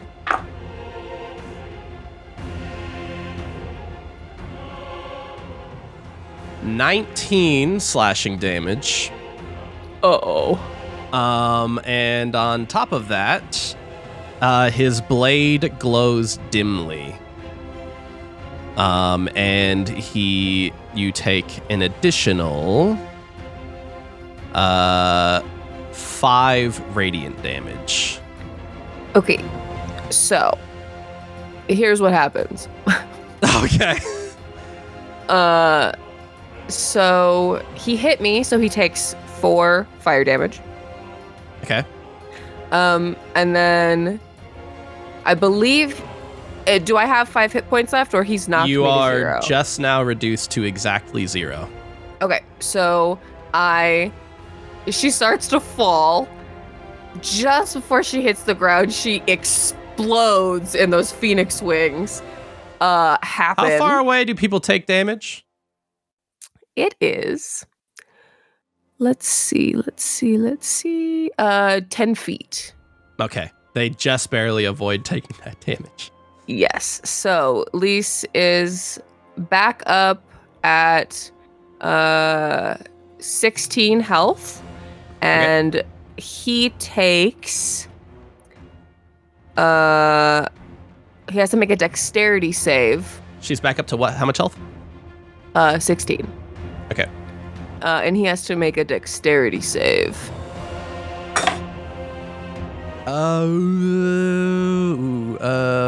14? No. What He happens? he just takes an additional 16 fire damage as I explode in front of him. These wings erupt out, and he takes that additional damage, and he grimaces and says, "I said die!" And swings his severed arm, his handless arm at you. She's like still on. He's just standing in her like flame of fire, like her vortex of flame. You just watched her get reborn, and she's like, "A phoenix will always rise from the ashes, idiot. Don't you know that? You don't know anything about phoenix lore." Does an 18 hit? No, It doesn't? I have shield up. No, you already used your shield. You only get one reaction. Nope, shield lasts until my next turn. Oh, okay. However, With his eyes now glowing, you see him raise both hands up this time, and you see like this glowing outline of a fist appear over the stumped arm. And he glows, his whole body begins to glow as he swings down the pommel of his sword and his fist down onto you and makes one final attack. Oh my god, leave me alone. Oh, here we go. Does a 24 hit. Yeah. And he says, I said die! And Lise takes... Goddamn, Lise kind of tanked this a little bit. I was expecting to get a couple hits on Helga, but... Lise takes an additional... I don't want to tank this. I would have preferred he hit Helga. 18 bludgeoning damage. Fuck. Plus an additional 5 radiant damage. All right. Well, now I can't come back yet, so I do go down for a minute. A phoenix will always rise. Boom! He brings his fists down on you, and actually hits you so hard he kind of crushes the flagstones underneath you a bit. You're kind of laying in a small crater at this point. Oh, great. I love that. He does end his turn in your flames. He does take that additional 4 damage. Okay, well, I mean, I've died. Do my flames go away? Like, do they? They actually might. Yeah, I'm sure that they do. Okay. We'll just turn that off for now. Yeah. Okay. Next up in the initiative order is Cassandra, who just watched her girlfriend get crushed. Again. Cassandra's like, says, what God damn it, I told you not to die! At least dead kitten says nothing. Well, she's unconscious. She's not dead. Her ghost says, love you. Love you. Actually, if I'm not mistaken, well, let me see which is more. I think I actually got rid of that, so she might have used it. Never mind. Yeah. The most healing she can do is Prayer of Healing. So, once again, her 3rd level Prayer of Healing. Okay. I think that's her last... Actually, does she have 3rd levels left? She does. Okay, that's her last 3rd level. 3rd level. Yeah. Listen, he's at half health, or he's below half health. I'm just hoping that we kill him soon. You want me to roll it? Yes. All right, you all get 18 points of healing. Nice. You are restored to 11 HP, but you are prone as you become conscious again. Fair. Yeah. And Cassandra says, I swear to God, if you fucking die again, I'm gonna kill you myself. She's like, I'm not trying to die. Okay. And next up in the order, is Cassandra. So what does she do? No, Cassandra already did her thing. Oh, no, what is, sorry. I meant to say Helga. Yeah. I listen, they're both big buff women. It's very easy to confuse them. Also, one's red, one's green. Maybe I'm red-green colorblind. 26 to hit. Okay, that'll do it. 7, 8, 9, 10, 11, 12, 13, 14, 15, 16 damage. Okay. 24 to hit. That'll do it. 7, 8, 9, 10, 11, 12, 13, 14, 15, 16. Another 16. Okay. And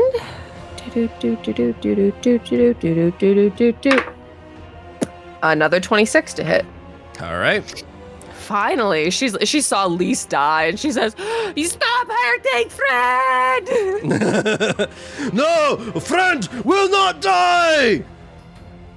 And 14 damage. All right. She fucking wails on his knees. He actually does kneel just a little bit, like he does that thing where like both knees buckle a bit. You are now not only witnessing a god bleed, you are witnessing a god become fatally wounded. Yes. We now arrive at bottom of the order, Lise.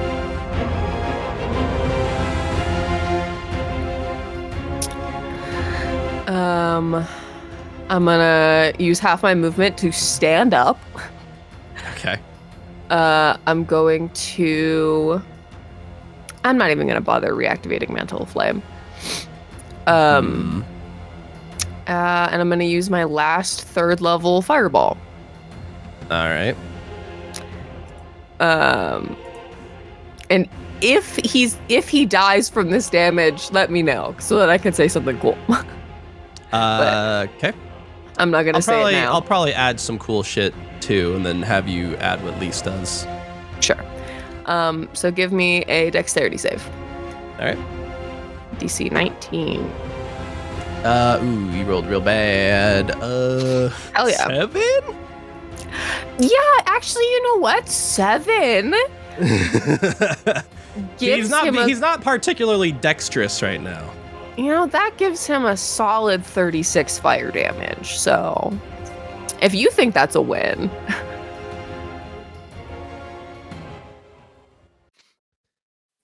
You cast this fireball to the side. I know that it's a fireball, but I think that it would be really cool if I could, like, I don't know, never mind. It's not gonna work, but it would be so cool if because do you remember what I did with Reginald, where I like shoved my hand inside of him and like burned him from the inside out? I would love to do that. Hang on. You cast this fireball to the side. Sure. Boom! Explodes the pews. The flames have now spread to the other aisle. This church is filling with smoke rapidly. And still, it's brightly lit by Tyr's light. As you blast that fireball to the side, Helga sweeps the back of his kneecap with her maul. His right leg flies upward. He stumbles back. Foxbud reappears off to the side here as Tyr falls backward. Cassandra fires both flintlocks into his chest, and blood flies out of Tyr's mouth as his lungs are punctured. And Foxbud, you realize that aura that has been forming around him is taking form.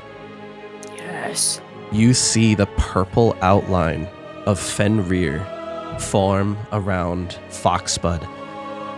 And his eyes are glowing bright purple, the angriest you have ever seen him look. He leaps into the air and latches onto Tyr's left hand and tears it clean off. Yes, there goes your other hand. You stupid bitch. He falls backward, supporting himself just on his right elbow as he stares at his now severed left arm. And he looks up to see Lise DeForest looming in front of him. What do you do? I think I grab him by the beard and I pull his face close. She's kind of like leaning over him. She's fucking covered in blood. You are standing on his stomach. He is very large. You leap up and land on his stomach, grab his beard, and I pull him fucking close and I say, "Don't you ever fuck with a phoenix." And then just fucking, I don't know, mantle of flame so he lights on fire. His beard catches on, or no, I activate flame and so his beard catches on fire. the few remaining people who are still filing out of this cathedral look over their shoulders to see you burst into flame, holding his beard as he's bleeding out on the ground. And you see Tyr's face, for the first time ever, the look of fear. Fear of death. Fear of the unknown that a divine has never had to face. His beard bursts into flames. His face bursts into flames. And he screams, and that scream is cut short to a whimper. Lys DeForest has killed a god. Fuck yeah. You now stand on top of a burning Tyr. Go ahead and take 5 points of fire damage for me as you burn yourself a little bit on his corpse. But that'll be halved. Yeah. That'll be halved to 2 points of damage. Cool. Well, it was my fire. I don't take damage from my fire. Well, if you're standing on a burning object, you're gonna take all right. He is- Well, we get it, whatever. Listen, you did it for the coolness. I did it for the vine. The last remaining people in this cathedral flee. I hop off of him, so fucking wounded. I look like I just fought God. And I'm just like, you have like tears of blood coming down your face. I'm just like, I just look at Cassandra and I'm like, well, I pat Foxman on the head. I'm like, good boy. And then he wags his tail so hard he's wagging his butt. I feel like I'm kind of leaning on him a little bit because like I am so wounded. He still has Tyr's hand in his mouth. He's like gnawing on it. I'm like, yeah, you keep that. That's your souvenir. Yeah, I just look at Cassandra and hug her and I'm like, let's go home. This went so bad. Let's go home. This cathedral is burning down, and you hear outside, "The fugitives are inside!" You actually see Bedlam right behind the body of Tyr as Tyr slumps to the ground. And he says, "Oh my god! You killed God!" She said, I told you I was gonna do it. It's just a matter of when I got around to it. This is so exciting! I don't think anyone's ever done that before. Well, I see. Listen, there's a first time for everything, right? Well, I suppose he wasn't really a god. He was a former god, which is a bit different, but still. Okay, well, it was. Listen, it was because of me that he lost his godhood, and then I killed him. So. You actually, as you're saying that, you hear behind you. Hello, everybody. My name is Asmodeus. As Asmodeus appears behind you, and he says, "How are you doing, Lys? I see you killed Tyr." Lys again, just like covered in blood. She's got like deep wounds from Nyx Lumen, and she's like, "Yeah." And what of it? Says, "Well, I figured I'd do you a solid and get this to you sooner than later because the court wants to serve this to you. I'm going to have to give you this court summons. You did just perform deicide." Oh God, how do I make that go away? "Well, you're going to have to appear in divine court. That's not going to be particularly fun, but I have already offered to represent you in court." Fantastic. Wait, no, what do you want for representing me? "To be honest with you, Lys, I want you to stop the end of the world." And you know what? That's fair. I'll do that for you. Okay, cool. Divine opinion, now to be clear, divine opinion about you has shifted quite a bit. Zazzy and myself are some of the few members on the council still fighting for your innocence. Okay, well, let me go talk to them, right? They want me to come. I'll go speak to them. Do they know everything that's going on? Like, I understand gods can be very pious or not pious. Gods can be very, I don't know, fickle and selfish. I get it. But, like, there's a lot going on right now, and it's kind of all on me. And I know that you understand that, but do they understand? Let me go talk to them. He says, Not right well, now. it's not time to talk to them now. However, they were going to send Justicars after you, which is a very unpleasant experience. However, if I take you to court 3 days from now, we can kind of sidestep that whole process because they don't have to send the Justicars after you if you're already there.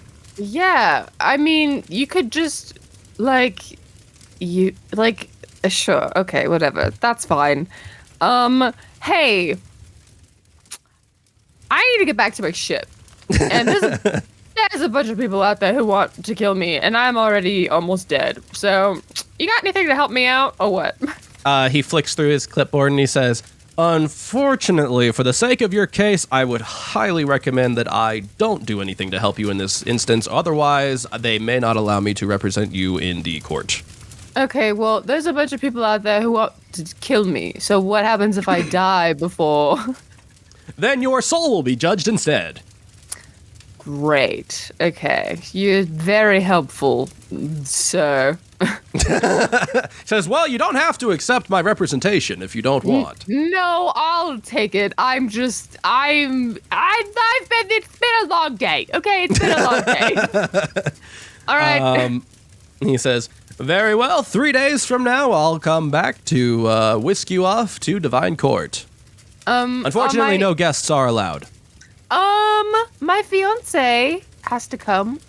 Unfortunately, the most she could do is watch from the stands.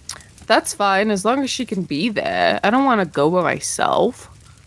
Very well, you will not be allowed to discuss anything with her after that 3-day period. So she can come, but we can't talk about it? Exactly.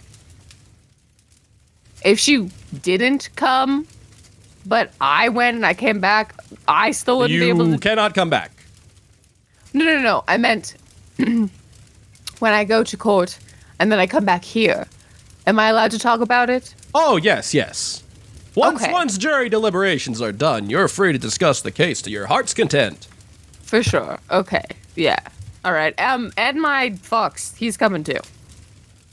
Very well, again, not allowed anywhere outside of the stands. No, he'll just sit with Cassandra. It's fine. Very well. You are allowed up to 3 guests at the hearing. Okay, yeah, the Helga can come too. Says, very well, is there anything else I can help you with today? You're sure there's nothing you could do to help me get out of this temple alive? I would recommend not killing any additional Templars. Fuck. All right, It just won't make you look great in court. I'll see you in 3 days. Says, very well, see you then, Lise, and I'm praying for the best, even though I don't pray. Yeah. What's the opposite of praying? Just go. He says, between you and me, I've rarely lost a case, Lise, but this case is looking a bit hairy. Okay, don't give me false hope. Runes begin to appear around him, and he says, good luck, Lise! Goodbye, everybody. My name is Asmodeus. And that column of fire dispels him from the room. She goes, great. I kick his dead corpse. I'm like, now I have to go to court because of you. All right. Fuck. What do you do? All right, let's get the fuck out of here. I'm gonna use a 2nd level to cast Alter Self. And I'll switch my outfit again I'm just trying to look like a commoner, like someone who was just like trapped in the temple, you know? Okay. Foxbud's gonna shrink back. You put on, I think the closest thing you have is probably Artemis's, like, dirty clothes. You look like a Yeah. miner. Yeah. Foxbud shrinks back down. I put him back in my backpack. Okay. And I just look at them and I'm like, all right, let's try and get the fuck out of here. We, as inconspicuously as possible, try and get the F out of here. All three of you will give me stealth checks. You'll do so with advantage. Cool. Natural 20. Cassandra got a 23. And Helga got a 23 as well. Oh, nice. I also rolled a natural 20 for Helga, but I didn't know you were rolling for Helga.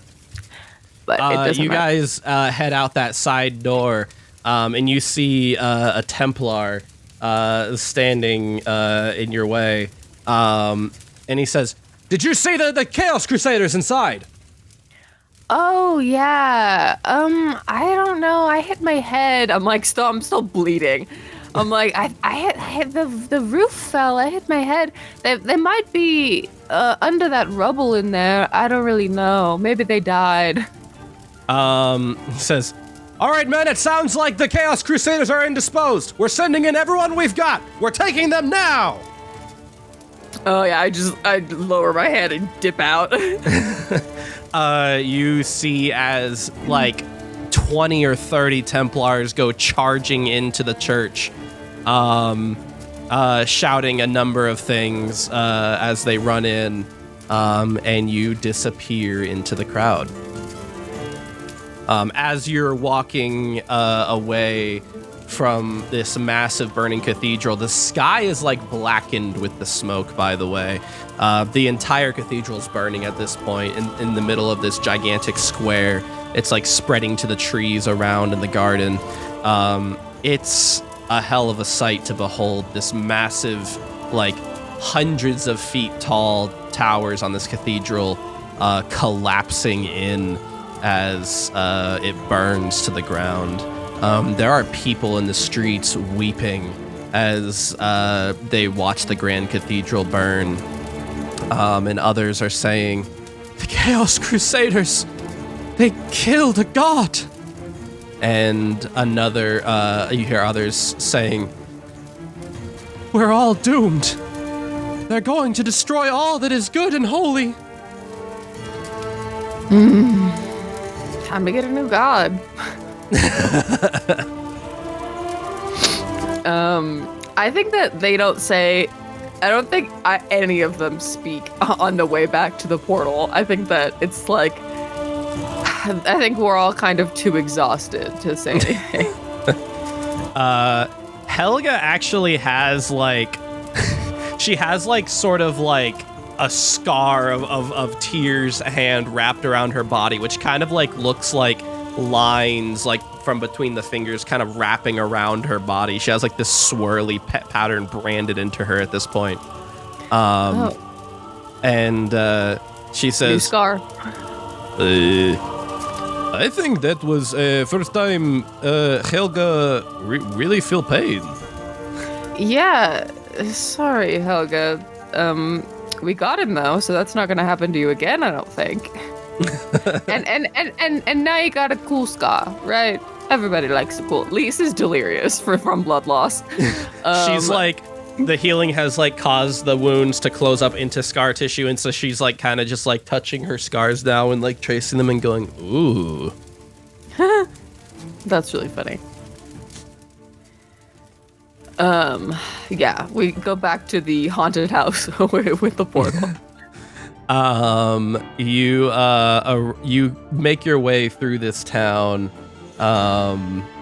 and as you're going down the streets, you hear more people angrily shouting that there's been a terrorist attack from the Chaos Crusaders on the Grand Tyrian Cathedral. General sentiment is that you three have done something terrible today. Yeah, well, in their eyes, okay. And as you're making your way back to that house, You hear the Templars inside. I don't see any ghosts. I think that the ghost reports were wrong. And then another one says, "Is it possible the ghosts spread outside of the house? Maybe they're in a different house now." And another Templar bursts in through the door and screams, "The Chaos Crusaders just hit the Tyrian Cathedral! All men on deck! We have to apprehend them!" And all those Templars rush out of the house, giving you freedom to walk in without being impeded. Okay. So is there no one around? No. I'd like to take my dagger out. And I'm gonna carve, like, hold on, let me think. What's something funny? Oh my god. A new haunting? Yeah, no, I'm gonna carve "My bones are in here" into My the wall. bones are in here? All right, you carve "My bones are in here" on a wall. In this pristine house, by the way, this beautiful house. Yeah. I'm like, you do have like blood on your face and like arms and stuff. Do you wipe any blood on the wall? not on the wall. I don't want them to know it's my blood, you know? Okay. And then I just go, yep, my work is done. You have further traumatized more people with this, I'm sure. Nice. Yeah, we go back into the shed. You head back into the shed that's filled with this fog, and after some wandering, you end up back on the Shifting Tempest. I'm like, oh, Cassandra, I have to tell Oliver that I killed God. They're gonna be so mad at me, I think. And actually, as you reappear in the captain's quarters and that mist kind of sinks back down to like your ankle level, you actually see Oliver on the other end of the mirror, kind of like finger tapping on the desk and staring at you. Do they see me come out of the mist fully covered in blood and like I think Lise just heavy sighs, slumps into the chair and goes, "Is Merlin with you?" Go get him. They say, "Merlin, I have more news for you." And Oliver says, "So, you gonna tell me what happened?" So,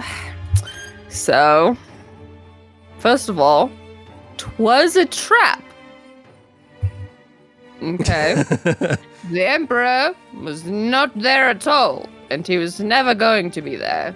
And Cassandra speaks up and she says, "Now, I did tell Lise, I explicitly said before we started that we should not destroy the cathedral. I want that on record." I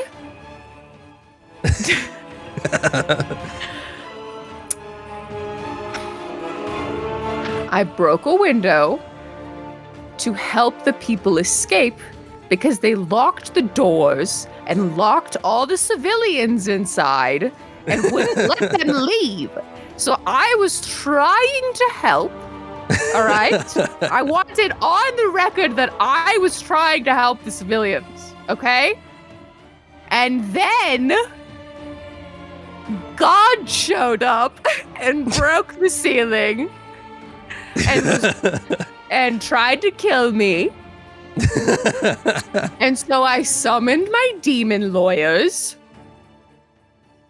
and they took away his godhood because he was breaking the law, trying to kill me.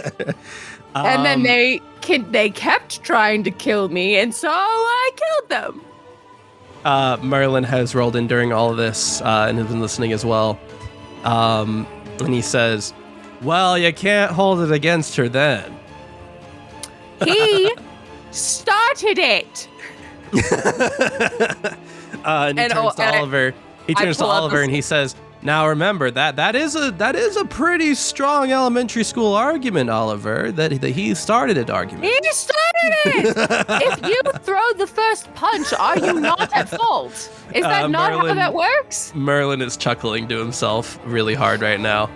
And then I pull out the summons and I go, "Anyway, I killed God and now I have to go to the Divine Council." Oliver just has their head in their hands. I love that Merlin doesn't seem to give a shit that she killed God, and he just thinks it's funny. And after a long silence, Oliver says, "Weirdly enough, though, I think this may be a net positive."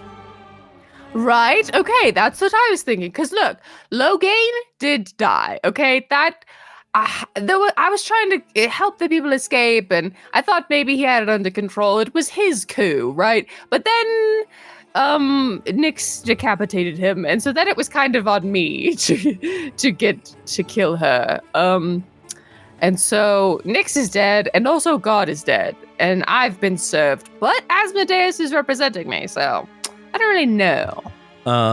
Oliver says, "So, killing Tyr has, from the reports I'm seeing, kind of galvanized a lot of followers of Tyr in the Orin Empire.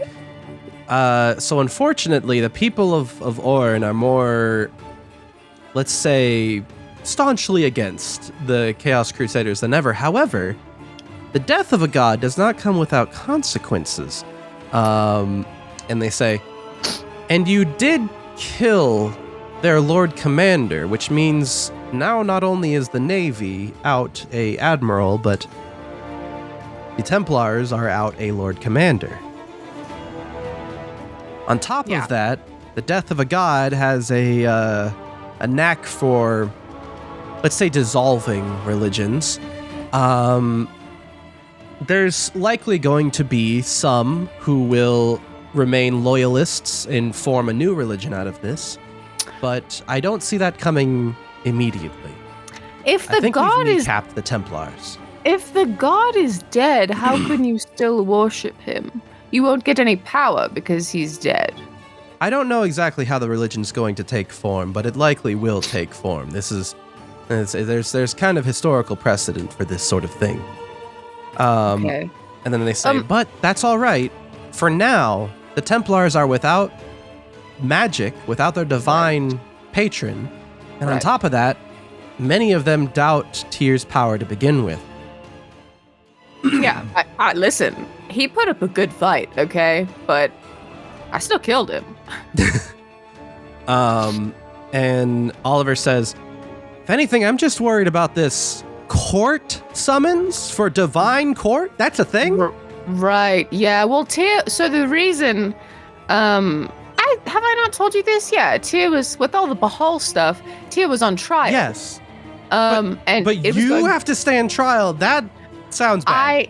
Right, because apparently killing a deity is against some kind of law. So. But he started it, okay? I was not there to cause harm, right? I was there to view the sermon. We had no ill intentions going in. And then they trapped everybody inside and started fighting and killing people. And I was just defending myself. So it was self-defense.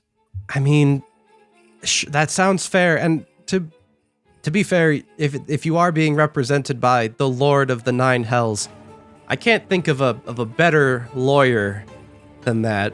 So. And I don't even have to pay him anything. I really thought that he was going to ask for my soul, but he just wants me to stop the world from ending, which I was already going to do that anyway, so.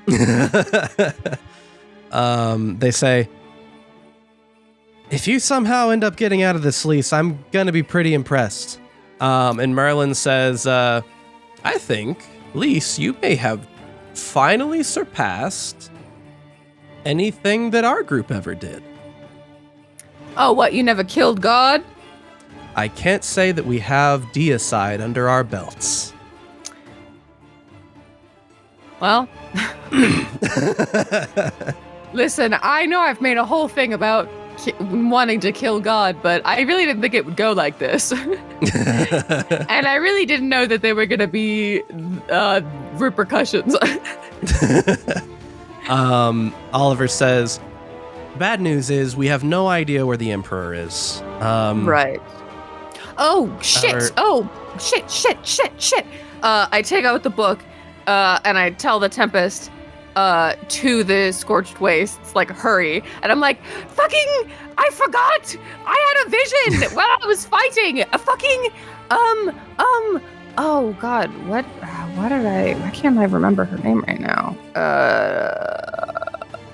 Why did I forget her name? Sepulcher. Fucking Sepulcher! She's Helia! We have to go! Oliver says, oh yeah, you were supposed to bring us to Helia. I had a vision while we were fighting, and fucking Sepulcher was attacking Helia, I think, and so we have to go right now.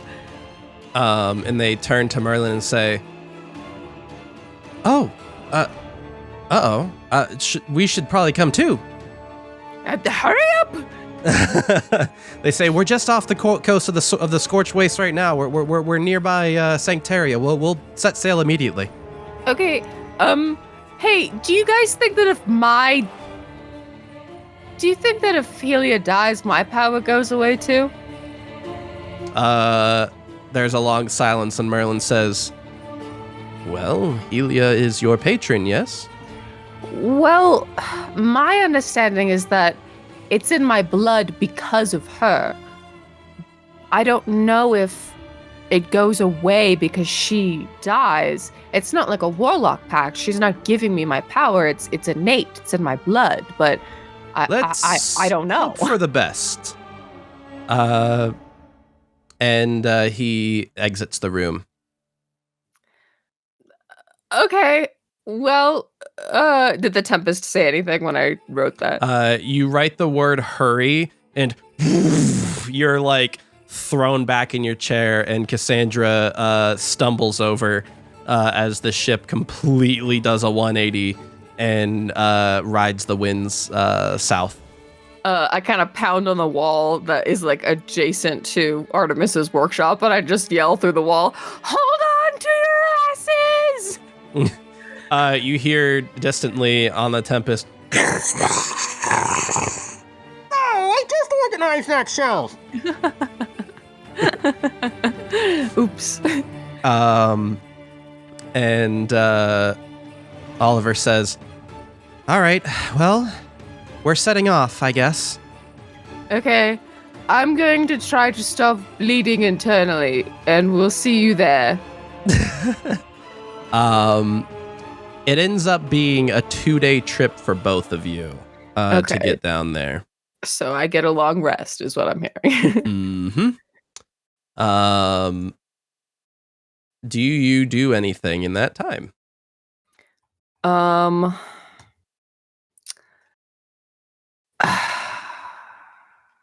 don't know. I guess I talked to Cassandra a little bit. I'm like, Cassandra, I killed God. And now I have to go to court. Cassandra, I've never been to court. She says, just don't tell them that you had said that so many times. Oh, I'm not going to bring that up at all. No. I'm really hoping you didn't say that to anyone important who would remember that. That's like super, that probably like implies like motive. Well, but you can say whatever. It's just about whether or not. Yeah, but it's like first degree murder. It's intent, not motive. It's like first degree murder instead of second degree. Right. Well, to be fair, he had been trying to kill me for about as long as I had been saying I was going to kill him, right? So, I don't know. Do you think his soul will appear in court? She says, I don't think even Asmodeus knew what was going to happen to his soul. Well, Bahal is the god of death. Do you think his soul went to god hell? Maybe. I'm gonna hope that his soul is now, like demon shit or something. Demon shit? They ate him? Yeah, like some demons got to play with his soul and they shit him out or something. And she says, oh, you got court tomorrow. Oh, fuck, it's been 2 days. Cassandra, what happens if Helia dies and I lose my power? Says, I don't know. I mean, I suppose I can shoot a flintlock as well as, well, probably not as well as you, but my whole thing is kind of that I can do the fire magic, right? She says, whatever happens, I can't imagine it's gonna make stopping all this easier. Nope. I can't imagine fighting the Emperor without my magic. Oh, I don't have the time to become a wizard like Merlin. Do you know how much studying that requires? We don't have that kind of time. She says, well, we don't have the time to have you study and also overcome your stubbornness to not learn things from Merlin. I suppose worst comes to worst, I could make a pact. She says, I suppose worst comes to worst, I could become a warlock. I could probably get Asmodeus to be my patron. She says, I'm gonna say no to that. I'm not, as your fiance, I'm not allowing you to sell your soul to Asmodeus. Well, look, I never said what the terms were going to be. Look, I am laying all my options on the table, okay? I don't know what the fuck is going on with Sepulchre. We barely know anything about this person.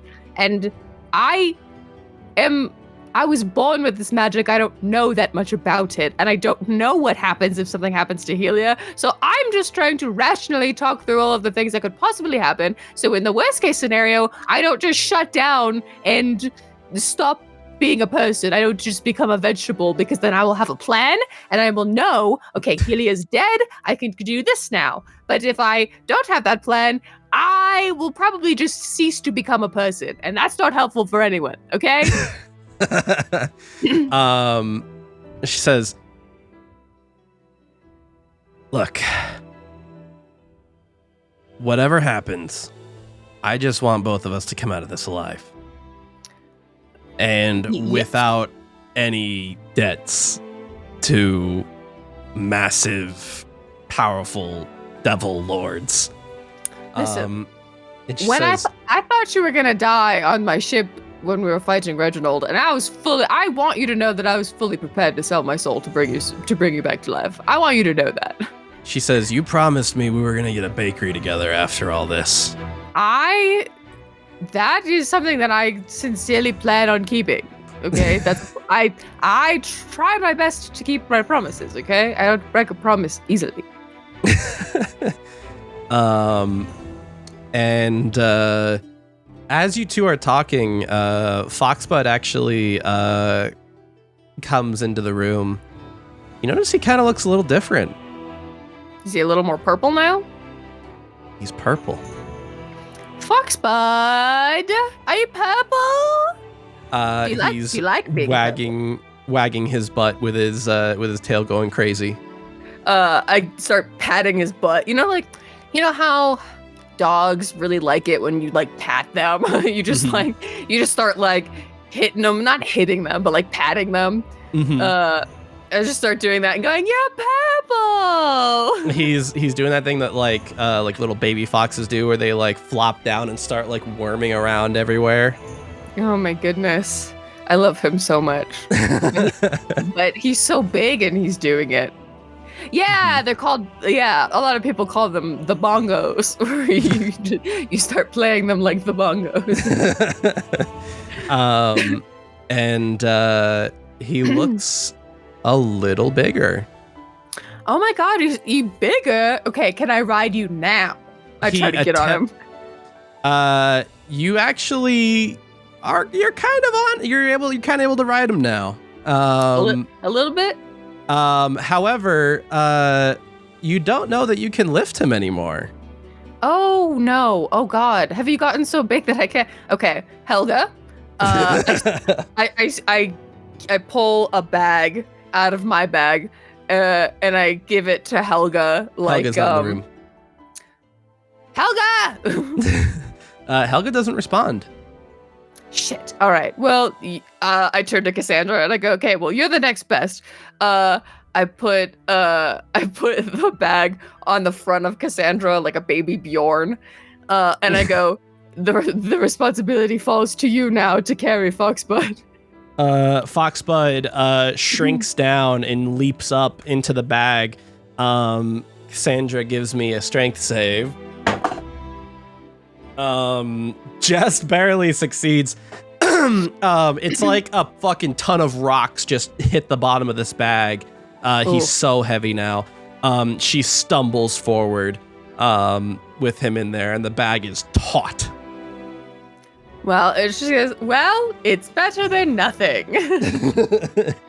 Listen, if you need a break, you can give it to Helga, and I'm sure that it will be no problem for her. She says, "Oh my god, this is a dense baby." Yeah. Well, he's growing. He's a growing boy. Yes, I will get you Foxbud's updated sheet in a little bit. Hell yeah. Okay, good.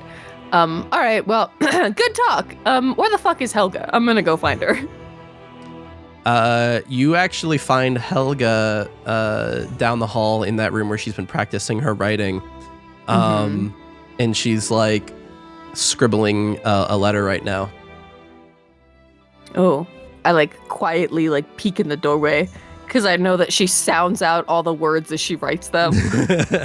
Says, Helga, Helga, and she's like writing this as she's saying it. Helga, H-E-V-E, have. She's scribbling this. She says, "Nu, in, you, Helga have nu." She's writing, scars. It is C-E-R-Z. Scars.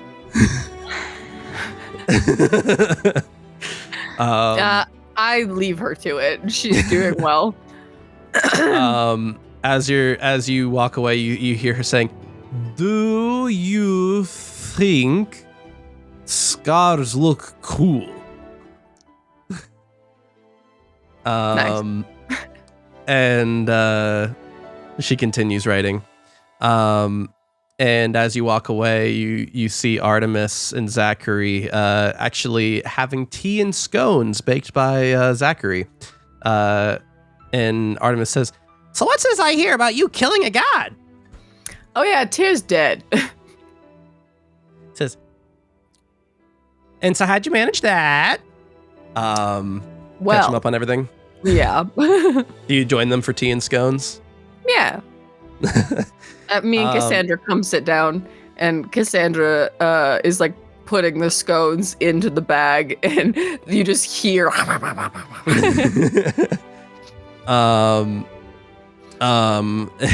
Zachary says, "I mean, he's allowed to have scones."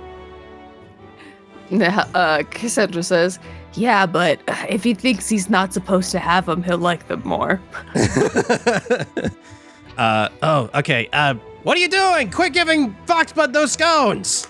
She puts another one in there. It's like the bag starts vibrating. He's so excited that he's getting these illegal scones.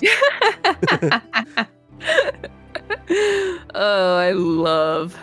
It's like it's the same equivalent. Like it's fine if he has them, but it's that same feeling of like if you don't know how to get your dog to take a pill, you drop it on the floor and then like act like you've accidentally dropped it and then try and get it before they can eat it, but then they eat it and you're like, you act like, oh my gosh, but like you wanted them to eat it. And Artemis says, so we're rushing toward Helia, huh? I'm so scared about what's gonna be there when I get there, and I'm so worried it's just gonna be an empty pedestal because, oh my god. He says, if there's one thing I know about Sepulchre, it's that she's very powerful. Yeah, I And mean, I just killed God, but he was a man, right? So, from everything that you've told me, I don't know that she's mortal, or even an old elf. I don't know what Sepulchre is, but she's been around for far too long, and she's up to something if she's coming after Helia. right. I understand that she's been around for a while, but I can't remember if I had this conversation with you or not. But I was talking with somebody, and I think we came to not the conclusion, but we came with the theory that Sepulchre is perhaps a title. And that could explain why she's been around for so long. But she could also just be living a very long life on top of that. He says, can I be honest with you, Lise? Oh god, sure, but I'm fragile right now. I've been afraid of Sepulchre for a really long time. Really boosting my confidence onto this. He says, I don't want to discourage you, but between you and me, I think I'd prefer to fight a god. After having fought one, me too. He says, you should have seen what that battlefield looked like. I was there. It was horrifying. I've never seen someone wield that kind of power. Divines just get that kind of power given to them. Sepulchre has taken that power. She is ruthless. I have no doubt that Sepulchre is going to do something horrible by the end of all this. Something that I shudder to think about. Something that I don't think any person with a shred of mercy would have done. What do you think that is? I don't know. But I've seen her face at that battle. There was nothing behind her eyes, Lise. She saw the suffering those men and women went through. And she felt nothing. Well, people like that, I have no pity for. And I will not feel remorse when I inevitably face her in battle. He says, Of that, you can be sure. just know that you can call on myself and Merlin anytime. And I beg you to do so. I don't think any of us are going to defeat Sepulchre alone.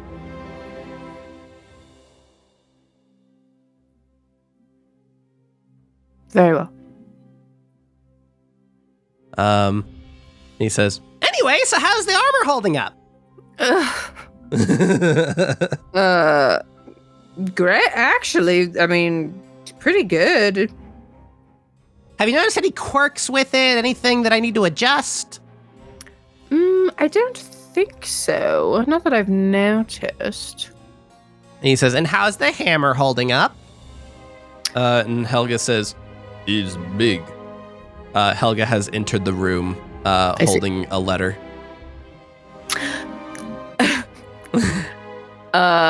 It is big, Helga. Yes.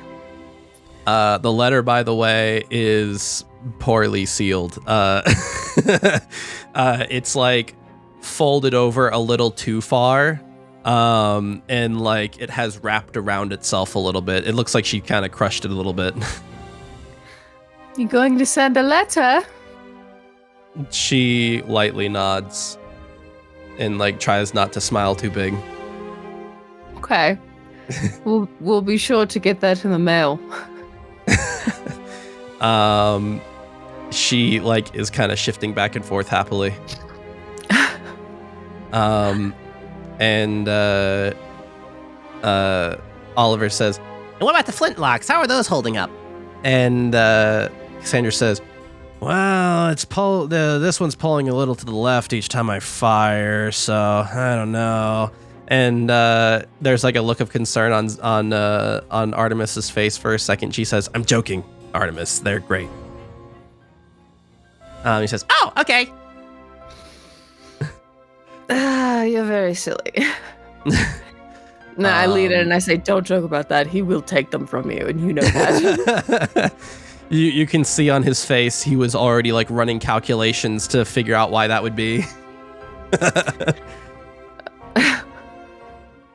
And he says, Remember to let everyone know that it's an original from Artemis's Artifacts. If anybody that she's shooting asks, I'll let them know. he grins really big and proud of himself. Do you do anything else in the time as you're heading to the Scorched Wastes? I don't think so. I don't really know what else I would do. Okay. As you get closer, the air kind of gets hazier and hazier. And you are on the deck of the Tempest. And you see, once again, that hooded figure appear. It's not fully opaque this time, and it's trying to cast something, but doubles over and fades away before it can. Does everybody else see it also? Cassandra and Helga do, yes. What the hell is that? And Cassandra says, it looks like whatever it is, it's trying to get through to us or something. Yeah, but I don't know how to help it. Or if I should. Maybe it's bad. I don't know.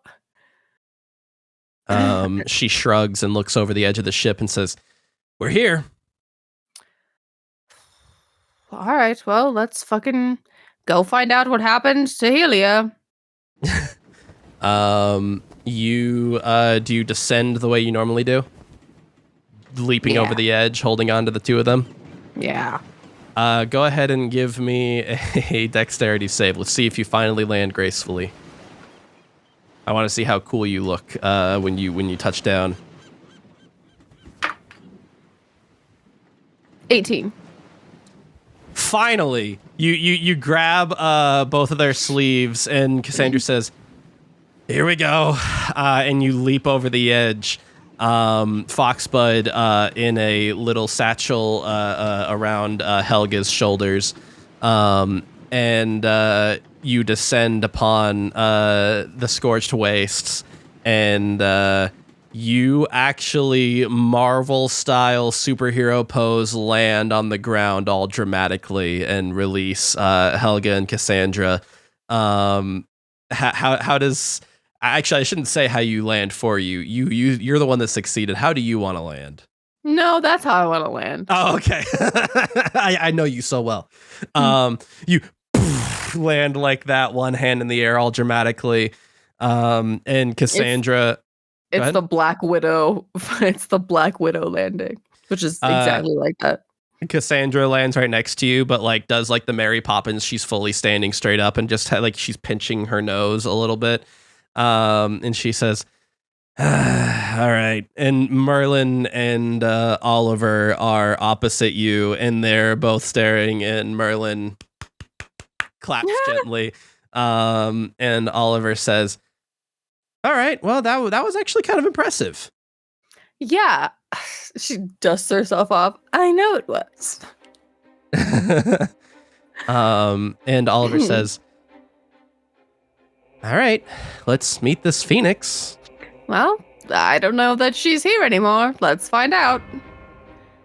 And you lead them both through the caves and dispel that illusory barrier and make your way into the Cave of Cinders. And sure enough, this entire cavern is thoroughly scorched. The table and chairs and boxes of supplies that the followers of the Order of the Phoenix once had have been scorched and burned to ash. The pedestal is scorched black, and Helia's pedestal is empty.